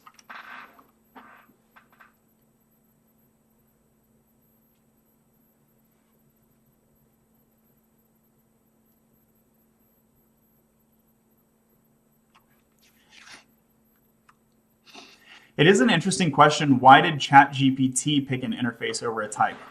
I wonder if it's a more common cross-language idiom, and therefore it's overrepresented in the training set. That's a total guess. Or maybe it's overrepresented in the docs. I wonder if you look at the TypeScript docs, is it actually more common for them to use the interface keyword? Okay, so that finally resolved. Golly, that took a long time, didn't it? And then over here, this one appears to have similarly completed.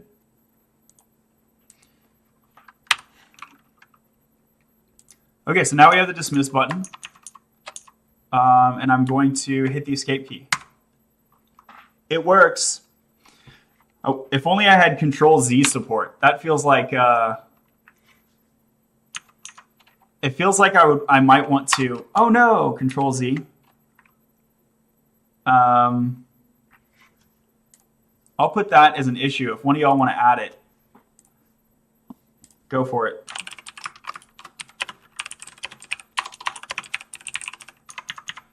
As a user, I would like Control-Z support so that when Control-Z support for toast messages so that I can restore the toast message without leaving my keyboard in the case that I unintentionally dismiss a toast message. Note, Control-Z here is restricted to restoring a hidden component. No need to Control-Z the positive case, i.e. unsubmit a button. That would be weird and difficult. Cool, so y'all can go pull this one. This will be a good first issue. Cool. I think this is working. I think this is working well. A new checklist version is available. And if I wanted to, if I wanted to, I could put an information icon and the user could hover and get like, why do I care that there's a new checklist version available? But for now, I will leave it this way.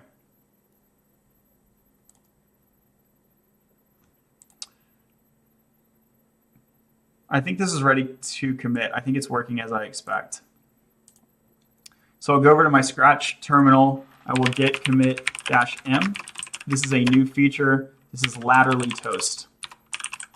Let's use the title case, laterally toast.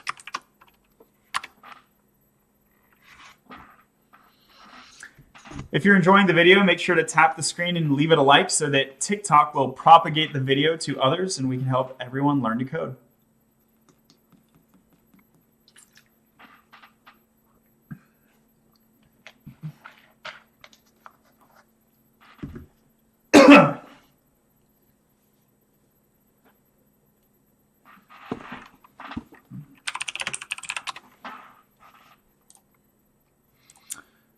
Great.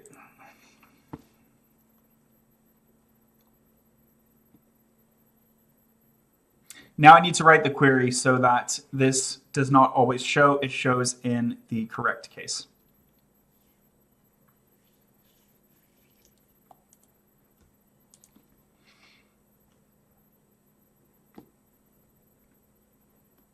So what is the query? The query is checklist versions. Get checklist get checklist, get checklists. Yep. Here's get checklists.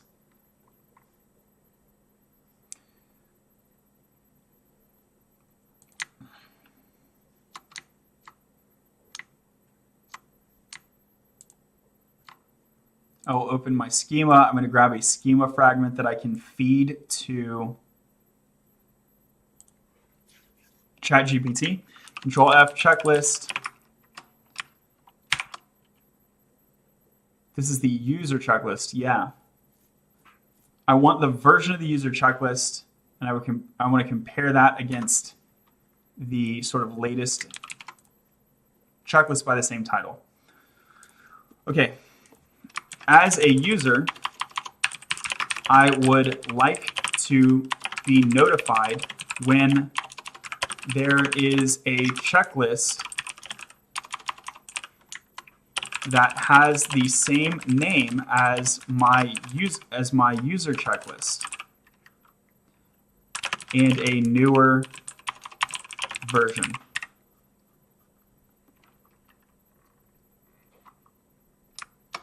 Please write the Blitz.js query to meet this requirement.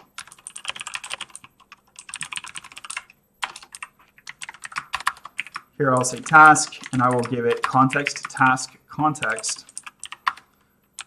Consider the following Blitz.js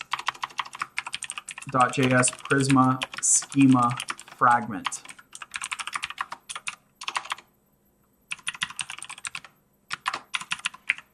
So here we will paste the user checklist, and we will also paste the model checklist.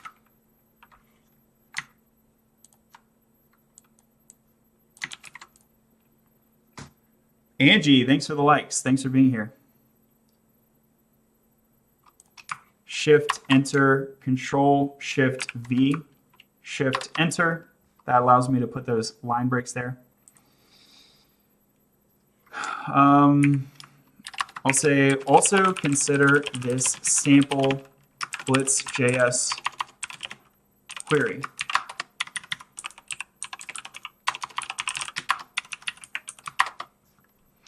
This is called one-shot prompting. So shot prompting is when you provide examples to ChatGPT. It's been shown to dramatically improve performance of ChatGPT. Get user checklist by name.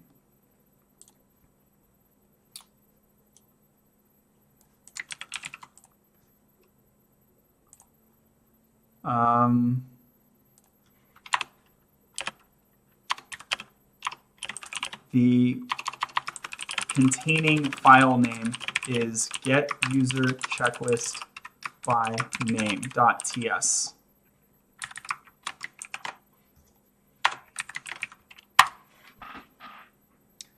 Thank you for your willingness to teach. Oh, very, very welcome.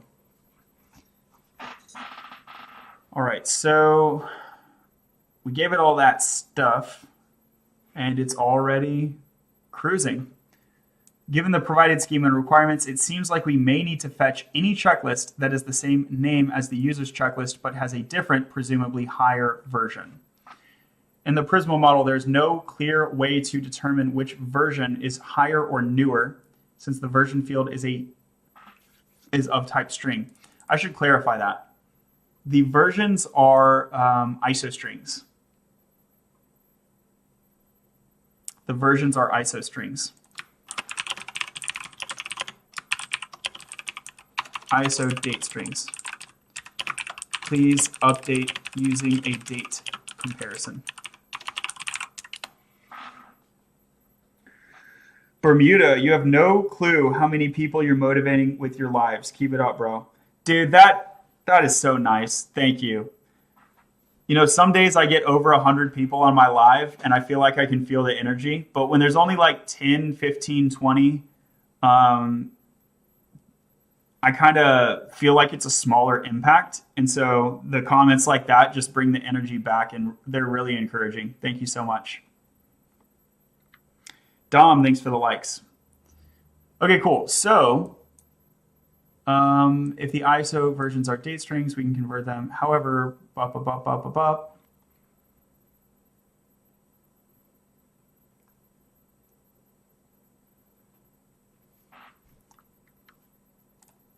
So let me copy this. So what we're doing here is we authorize the user. Great. We grab the session, deauthenticate if they don't have a session. We are getting all of the checklists with a matching name. Name is a query argument. Good. Okay, so we get all the checklists that have the same name. And basically, those are going to be different versions of the same checklist, we might say. Convert the current version to a date object. And so that's passed in this way. So they're treating version as an argument instead of accessing the logged in users. I'm going to make a note of this, but I think we might want to do this a different way. I think we want to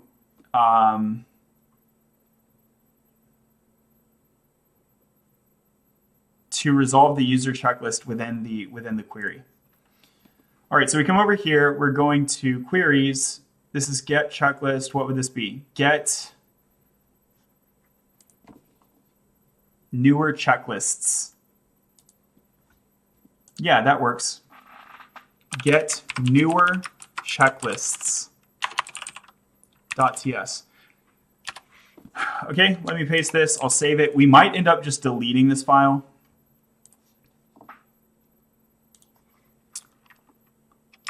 Instead of passing the version as an argument, update the query to identify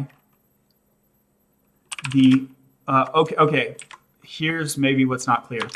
A user should only have, a user should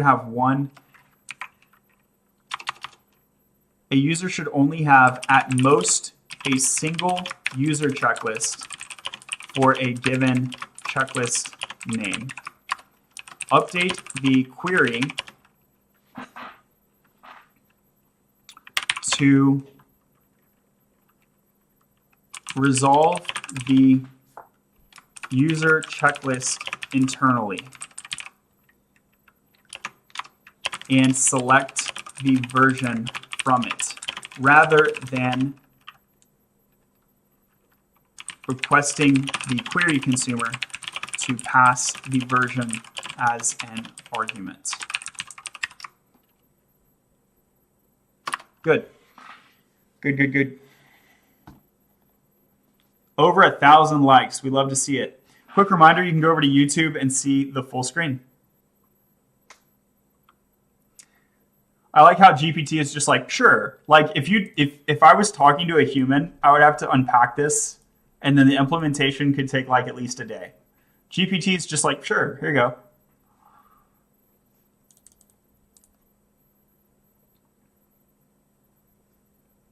Okay, so I'm going to name this distinctly. And here I will say get newer checklist by current user checklist. Get newer checklist by current user checklist. Okay, right, it's not flawless, so the imports are screwed up, whatever. We can quickly fix this. Do not take what GPT says verbatim. Right, that like if I took this verbatim, I would literally have a security issue in my app. So please like use it and get value from it, but like don't just take it verbatim. Have you tried using Code Whisperer? Yeah, I think it's garbage. Whatever. I mean, if you like it, great, go with it. I think I don't like it. Okay, so we get the current user. This is the context session. This is the current user, thus the name current user checklist, okay? Find the user checklist for the given user and checklist name. This is like a borderline useful comment. That is exactly what this is doing.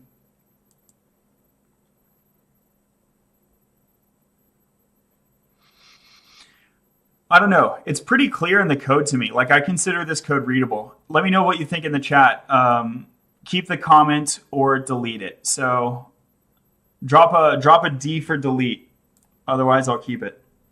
What don't you like about it? Genuinely curious. I think it provides not useful answers. Like it does, or yeah, both. It provides answers that aren't super useful, and then it also fails to provide a lot of really important and like useful answers. So like both directions.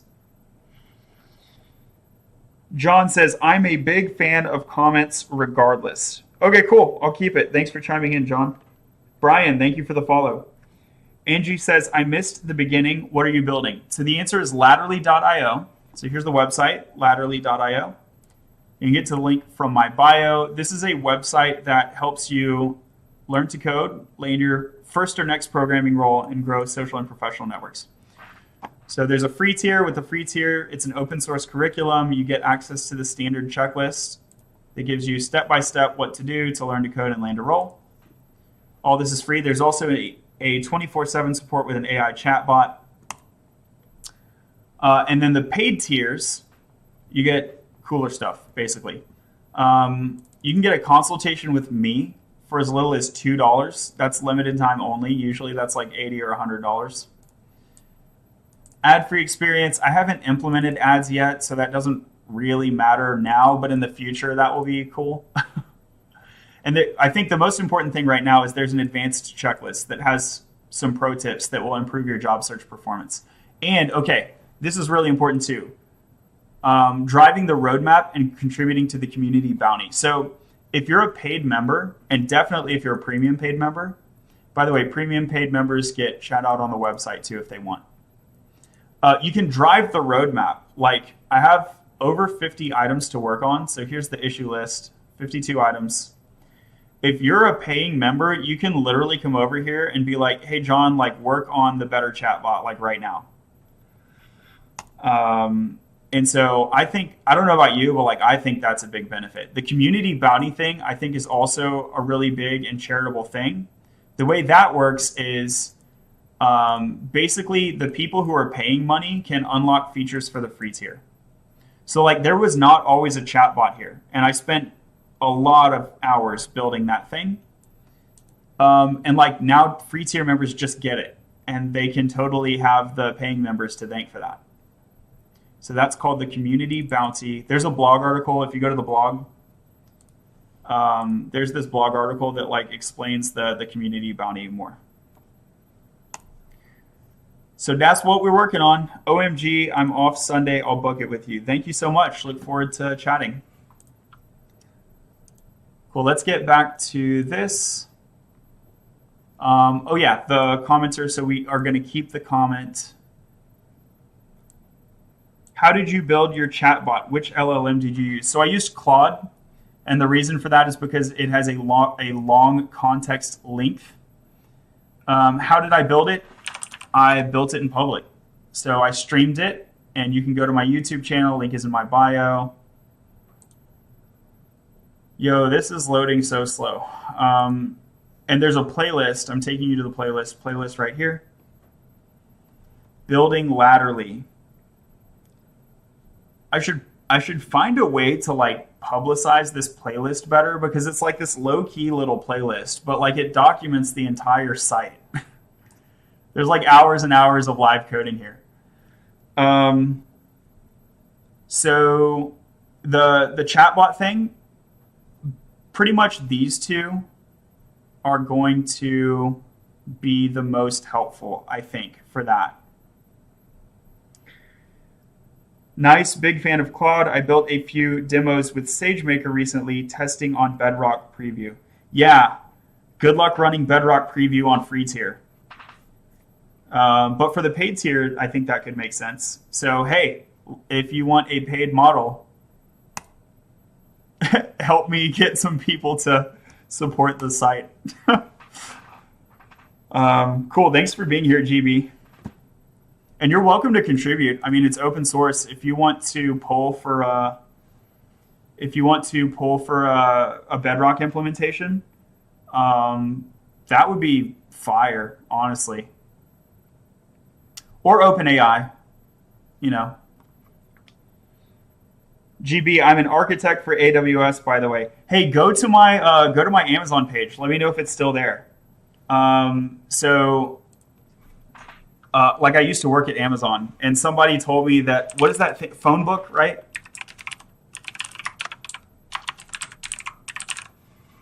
Let me know if you can still see my phone book page or if they removed it.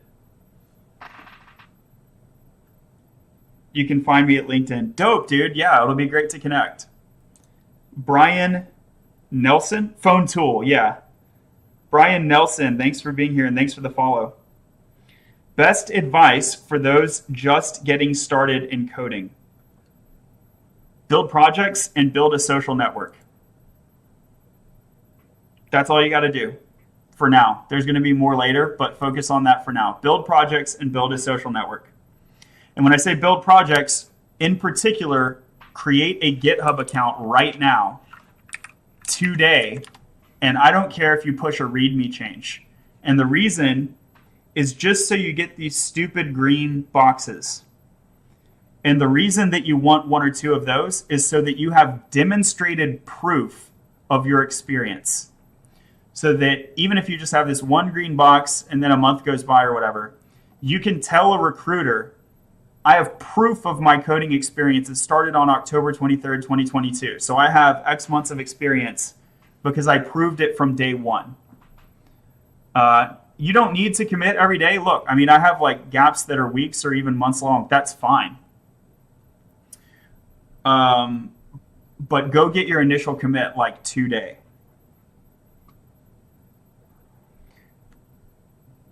What do you think about prototype? I'm not sure what you mean, like the JavaScript prototype? GB, will do. That's awesome. Interested in collabing if you're down, would love to chat. 100% we should chat. Absolutely. Brian Nelson, thanks. Projects and social network check. I love to see it. Look forward to seeing you on the other side. Being coachable, y'all, is like such a green flag. I really love to see it. Okay, and quick reminder, it looks like we have over 40 people now. Quick reminder, you can go to YouTube and see the full screen. Tuan says product prototyping. Okay, so the question is, what do I think of prototyping? I think it's a lot of fun, personally. I know there are some engineers that would rather work on a more mature and stable project, and the sort of prototyping can be fast-paced, and that can freak some people out.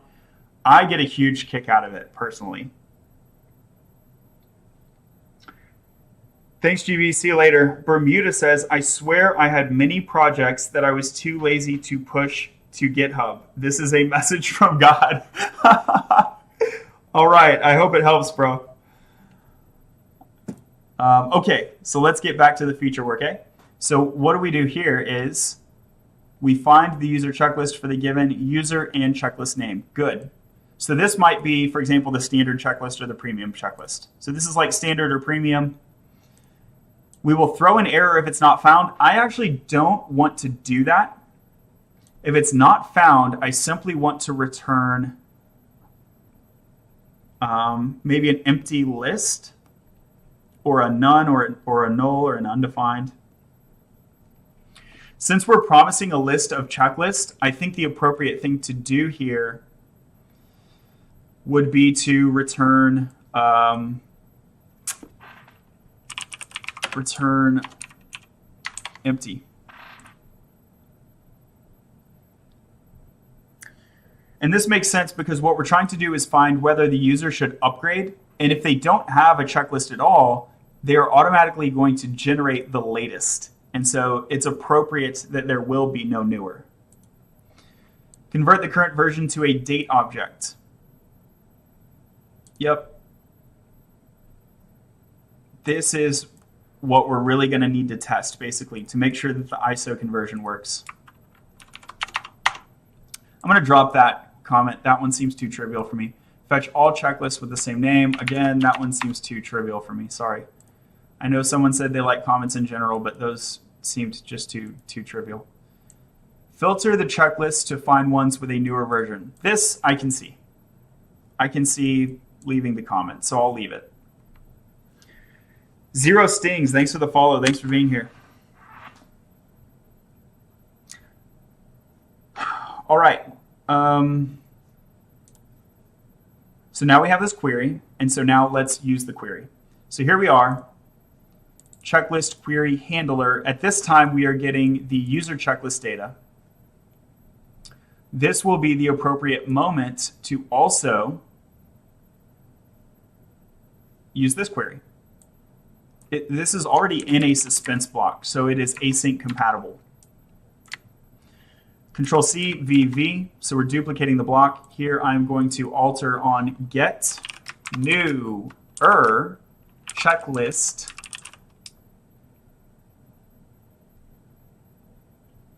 Now I'm wondering if I should be getting newest checklist instead of get newer checklist.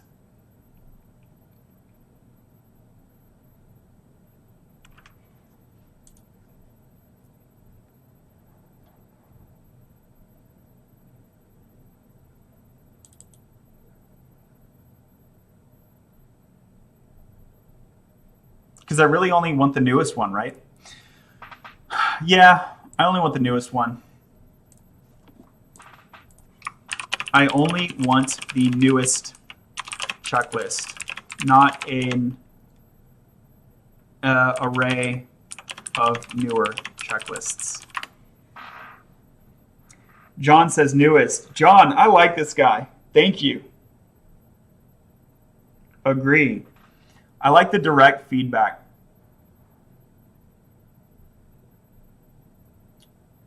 So our selection logic should remain unchanged. The authentication is unchanged. The user checklist identification is unchanged. The error condition, I'm not copying this over because we mutated the error condition. However, after we find many, we sort and take one. We sort and take one. The sort logic is complicated enough that it should be commented. However, it's commented by the variable name, I would contend. So it's extremely readable. Like the sort is like, oh no, it's too big and long. But the variable name is like, oh, I know what this is. So really all I have to do is introduce an additional line.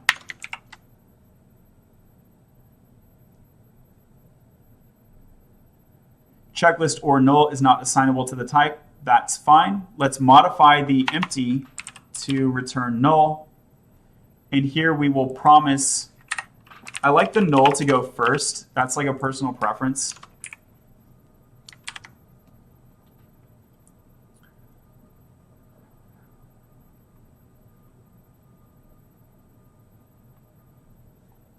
Checklist or null. Oh, I didn't fix that. Sorry. Null or checklist. Why create a variable, then just return the expression? The answer is for readability. For readability. And for debuggability. So here I can easily do this, and I can log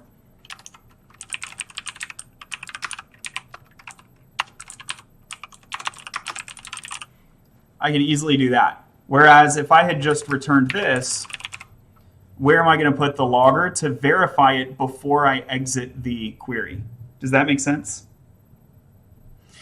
And I will grant you, in programming, we have this concept of a nit, N-I-T, which means it's short for nitpick. So I will grant you that this is a nit. Like, it's not technically required. It's not a big deal. If you pull request it, I'm probably going to improve it either way. So this is not like a hill to die on, basically. It's a nit. But I would say my personal preference would be to label the expression. Like, why do we have functions at all, right? It's ultimately we are aliasing expressions and blocks of logic. Like, that's all we're doing to make it more readable and intuitive. I could like put all of this code, like, why are we using components at all? I could make a single like God-sized HTML file by hand if I wanted to. But for readability, maintainability, debugging, all those reasons, we break it up. Hashtag end rant. Good question. Thanks for asking. Potato Master. We love the name. What type of coding project are you writing? This is a full stack web application, and you can view the production site at latterly.io. Jarvis, thanks for the follow. Nasirs, thanks for the follow. If you're enjoying the video, consider tapping the screen to give it a like so that TikTok will send the video to other TikTok Live watchers, and we can teach more people to learn to code. CR, thank you for the follow. John says, what language for the backend? The answer is TypeScript. This code that you're looking at, this is backend code. So when we talk about an RPC query, that is backend code. Database queries in general are backend code. There is a weird exception for a library called GraphQL, where you can write a GraphQL query on the client side. But that's because GraphQL is weird. Normally when we query things, that's a server-side operation. John says, I was thinking Python or Django or something. There is Python in this app. This app is 4% Python. I'm not kidding. It's 4% Python. So if you go to the open, like, how do I know that? The answer is if you go to the open source site, GitHub reports metrics, and you can see that it's 4% Python. Because we do some data ops. It's lightweight. It's not like this is like a data engineering application, but we have some data ops under the scripts, specifically in the YouTube transcriber. We have a MicroPython project that it just gets YouTube video transcripts, and that feeds our chatbot.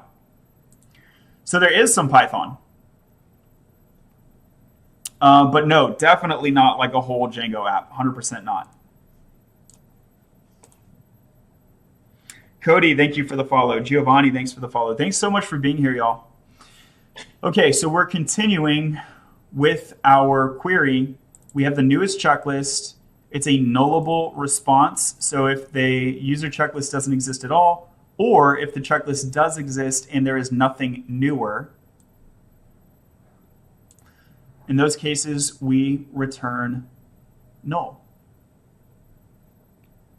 So now that we have get newer checklist, and so we should rename the query in this case. Get newest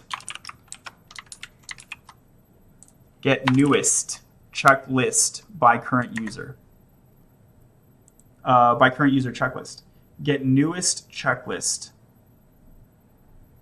by current user checklist. Yeah, it's a long name, but we prefer long and descriptive names over short and non-descriptive names. That's a general variable naming, method naming, program naming rule. I'm going to toss out this get newer checklist query. I don't see a need for it at the moment. Okay, so here we are in the web page again, and I'm going to get newest. And you can see that VS Code is auto-completing, so I'll just hit enter. And that should import it. I'll Control A and left click because I do not trust the auto importer. I'll just confirm that it got imported. And what am I looking for? I'm looking for Control F, get newest. And yeah, we can see that it was not auto imported. And that can happen for a bunch of reasons. Look at the red squiggle being halfway through the query name. In the current situation, my computer is just lagging. That's all that's going on.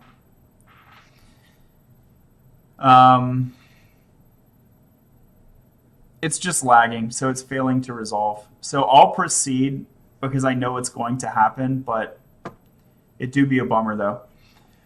In this case, do I need to pass name? Let's confirm. I'm right-clicking, close to the right.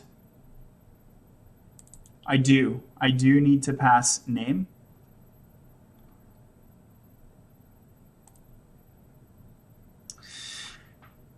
Okay, so we are doing so. Jim, thanks for the follow.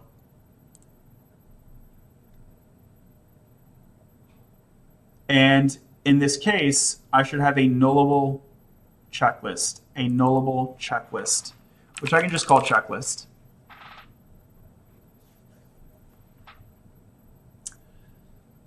What do I want to do with this? I want to do some comparison. So we have, let me control S, then we have the user checklist item list.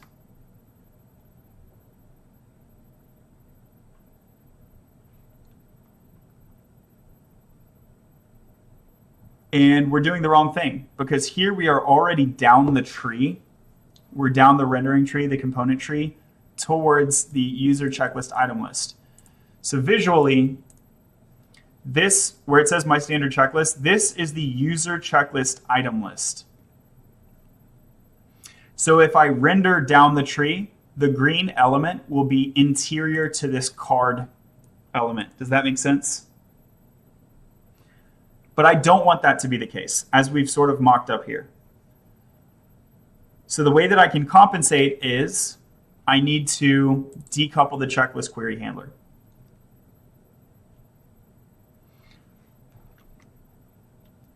I need to split this into two things, basically. So this is the user checklist item list. So this could be called the user checklist. Really, this is the checklist item query handler.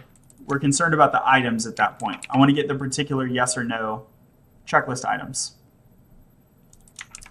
So that's the checklist item query handler. In a different location here, we have a different concern, which is the comparative concern. So I need to wrap this toast element. So here I will add a suspense block.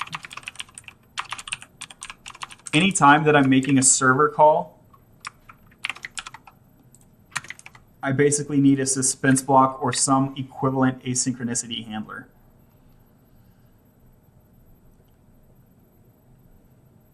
Okay, and do I want it to have a fallback? No, it can have an empty fallback, that's fine.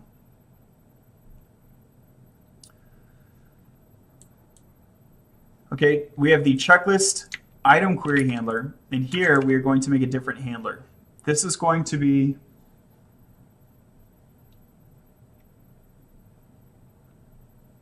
I could call it a toast handler, new checklist,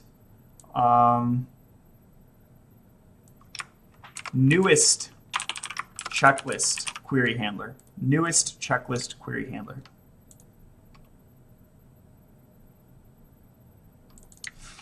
All right, so I'm coming up here and I will define this as a React functional component that is just an arrow function. React.fc is a functional component. It is just an arrow function that returns some JSX. So this bit where we call the query, we're now doing this within this other handler.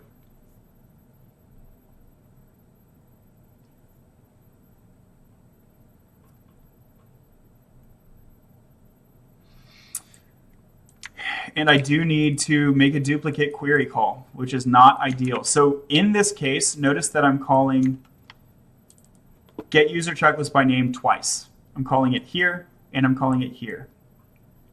This is a code smell. This indicates that there is a candidate code for refactor. First of all, we're repeating ourselves. There's the dry principle. Don't repeat yourself. When you repeat yourself once, even a few times, it's not a hard rule. It's not like if you repeat yourself ever, you fucking go to hell. It's just like if you find yourself repeating a logical phrase, that creates difficulty maintaining the code. It creates desynchronicity risk where I may update one location, forget to update the other location. The logic may fall out of sync and create bugs and issues. So we like to have singular references where possible to improve the ability to refactor, maintain code consistency, and so on. Okay, so that's one reason it's a smell.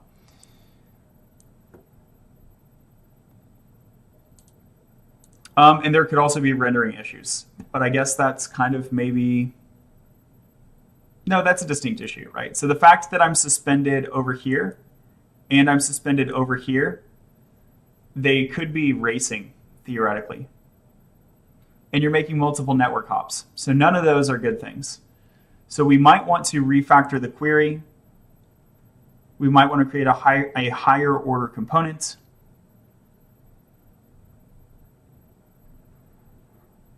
Or we could use a context sharing utility, either React context or some state handler or something like that. Benjamin says, await the data. When we use queries, we don't need to await them. It's a bit of a different pattern. So they are inherently lazy loading compatible. They're inherently lazy loading compatible. Okay, so let's grab this block. I'm cutting it, Control X. Now we just have this checklist query handler.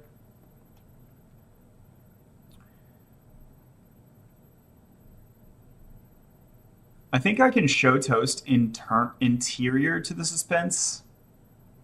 I'm not sure that I want the suspense interior to that show toast.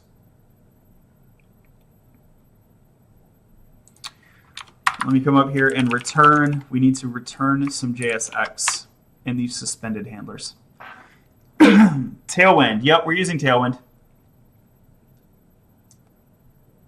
You can see text gray 800 hover text. This is super tailwindy. Look at this bad boy right here. That's super tailwindy. I'm going to go ahead and move the suspense to a wrapping location. Bam, bam, bam. So we always call suspense, and then we may or may not render the interior. Grow up, grow, live up, grow live up. Thank you so much for the follow. Quick reminder, y'all, you can go to YouTube, link is in my bio, and see the full screen. You can also go sign up for Latterly right now. It's in prod. This feature obviously has not yet shipped, but there are a bunch of other features that have. You can join for free, and after the stream, come chat in the Discord. It'll be great to see you.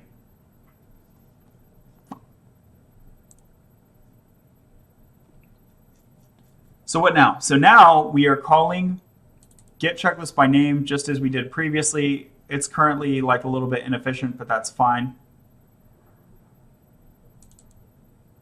And we're calling this new thing, which will give us a checklist. And the question is,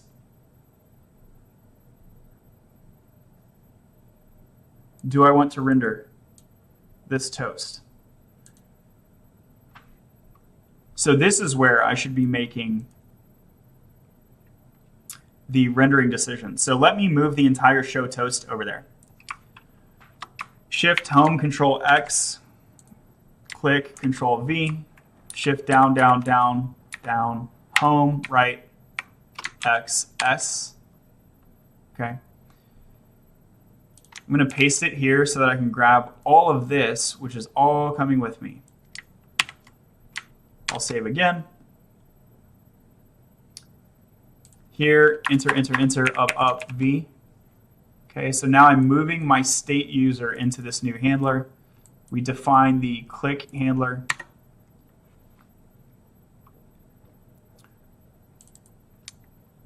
So show toast is only one element of should render laterally toast. So it becomes a bad name. It becomes a bad name. I can use a use effect. I don't want to, so instead I will do a compound check. So I need to rename this bit of state. So I'll show you what I'm thinking, and then you can tell me, you can understand why it doesn't make sense. Const should show toast for real. All right, this is a bad name, but just to get the idea out there on paper, on digital paper, on whatever, you know what I mean. It's going to need to confirm show toast and something else. And the something else will be like checklist.version is not equal to user checklist data.checklist.version.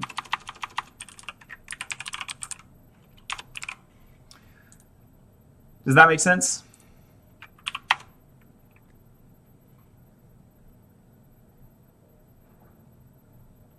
Kate says no. What's up, Kate? What's the no for? Benjamin, love watching other devs. I'm a React TypeScript dev. Been in the house. Kate says, OMG, that was so impressive. Ah, you're making me blush. I can't be impressive at all right now, the way this is lagging. Look at this thing. Like, bro, hurry up. I need a new computer. I mean, I have my other computer. I'm just not using it right now. So I want to rename my state so that I don't have to use this stupid name over here. And then we'll use this. And then we will return that block.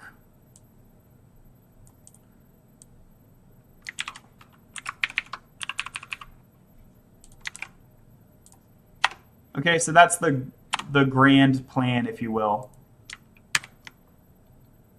You wanted to move the code, that's why I said no. Oh, I got it. Okay. Yeah, no indeed. I'm about to copy this file to my clipboard and kill it. Here, let me just cancel the ESLint step.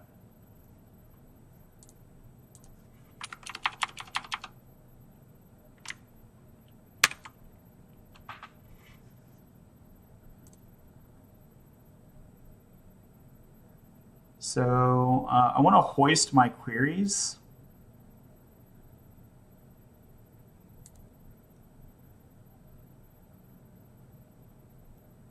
Yeah, let me do that.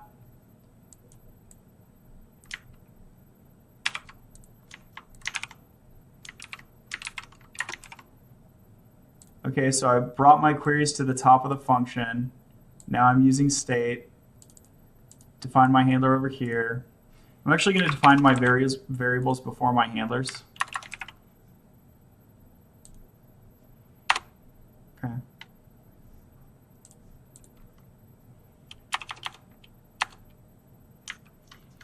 Refetch defined here. Oh, yeah, okay, because I have a duplicate refetch. So we'll do, I don't even use these, do I? Am I actually using them? Refetch checklist is used over there.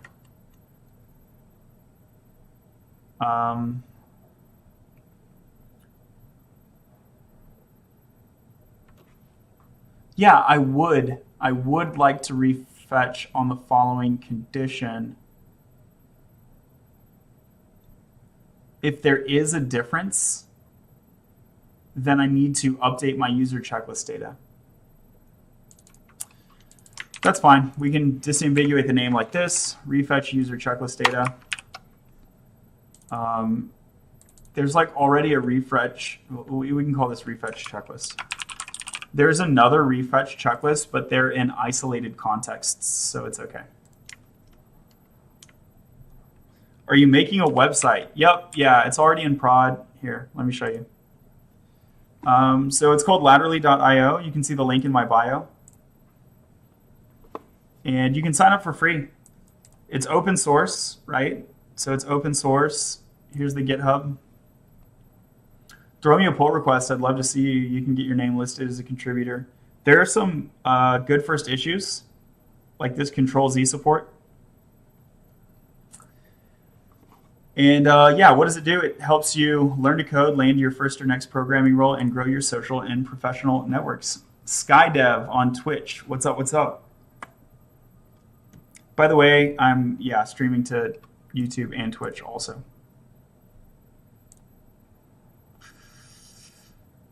Cool. So let me cancel this and save.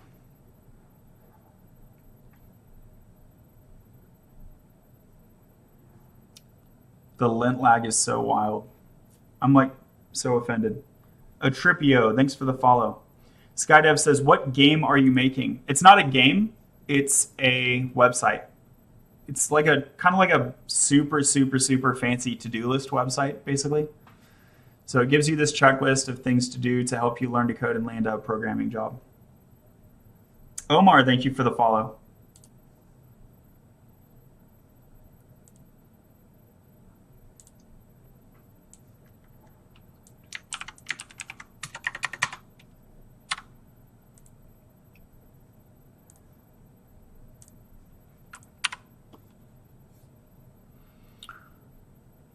Okay, cannot read properties of null reading version. So checklist is null. Yeah, let's see. So if the checklist is null, that means there is no newer checklist. I can just use the safe navigation here. Now what that might do is yield null not equal to null. That'll be cringe. So let me not do that. And instead I will say, if there is a checklist,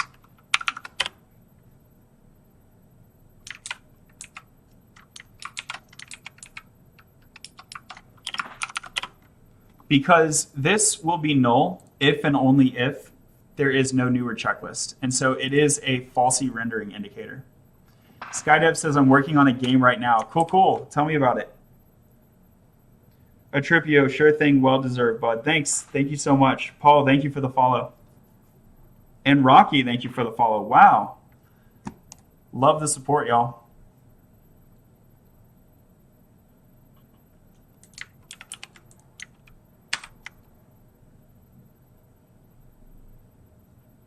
Scarlet Homie, thank you for the follow. So this is just like taking a while to re-render, kind of a bummer. See, it's showing this lagged code, show toast and checklist. We've already updated that, show toast and checklist.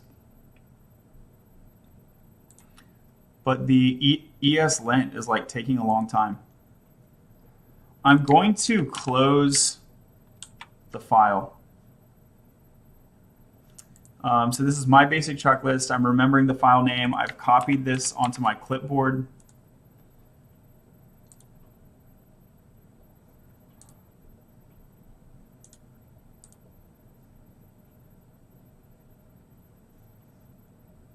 All right, let's open VS Code back up and hopefully it'll be a bit faster this time. Skydev, I made a itch game page for it. If you want, I can send you link. Yeah, sure. Drop it like it's hot. So here we are, history is restored.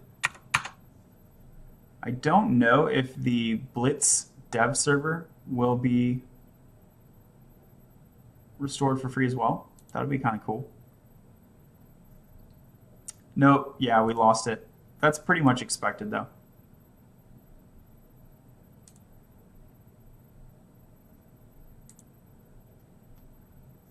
There's an update. Let's do that later. There's lore. All right, I got the link saved. I'll check it out later.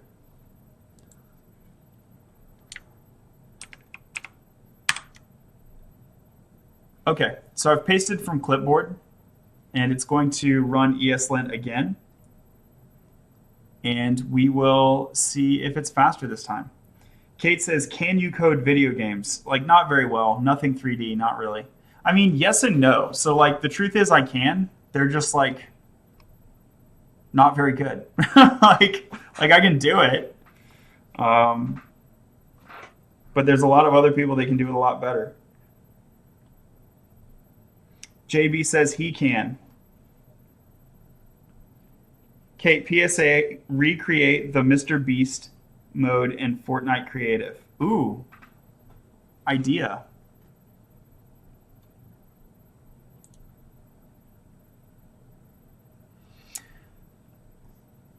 All right, y'all, this is kind of like lagging too much and it's making me sad. So I'm going to retire the stream early and I promise I will stream from my Mac next time. Thank you so much for being here. Make sure to follow. And if I didn't get to one of your comments or one of your questions, first of all, you can join the Discord server and chat with me after the stream, link in my bio. You can also leave a comment or a question on one of my videos and I'll get back with you. Kate says, it was the most fun. Remember me when you get rich. You got it. You got it. Skydev, before you go, can you look at the page? No, I'll look at it after.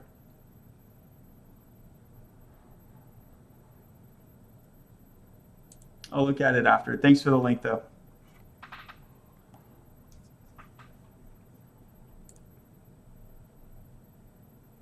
All right, maybe I'll leave one of these up while the thing continues. GS Paint. Thanks for the stream. You're so welcome. Angel, what's going on? You got here at the worst time, Angel, because I'm just now wrapping up. But we were working on this website, basically, ladderly.io. And the link is in my bio, and it's a website that helps you learn to code and social network.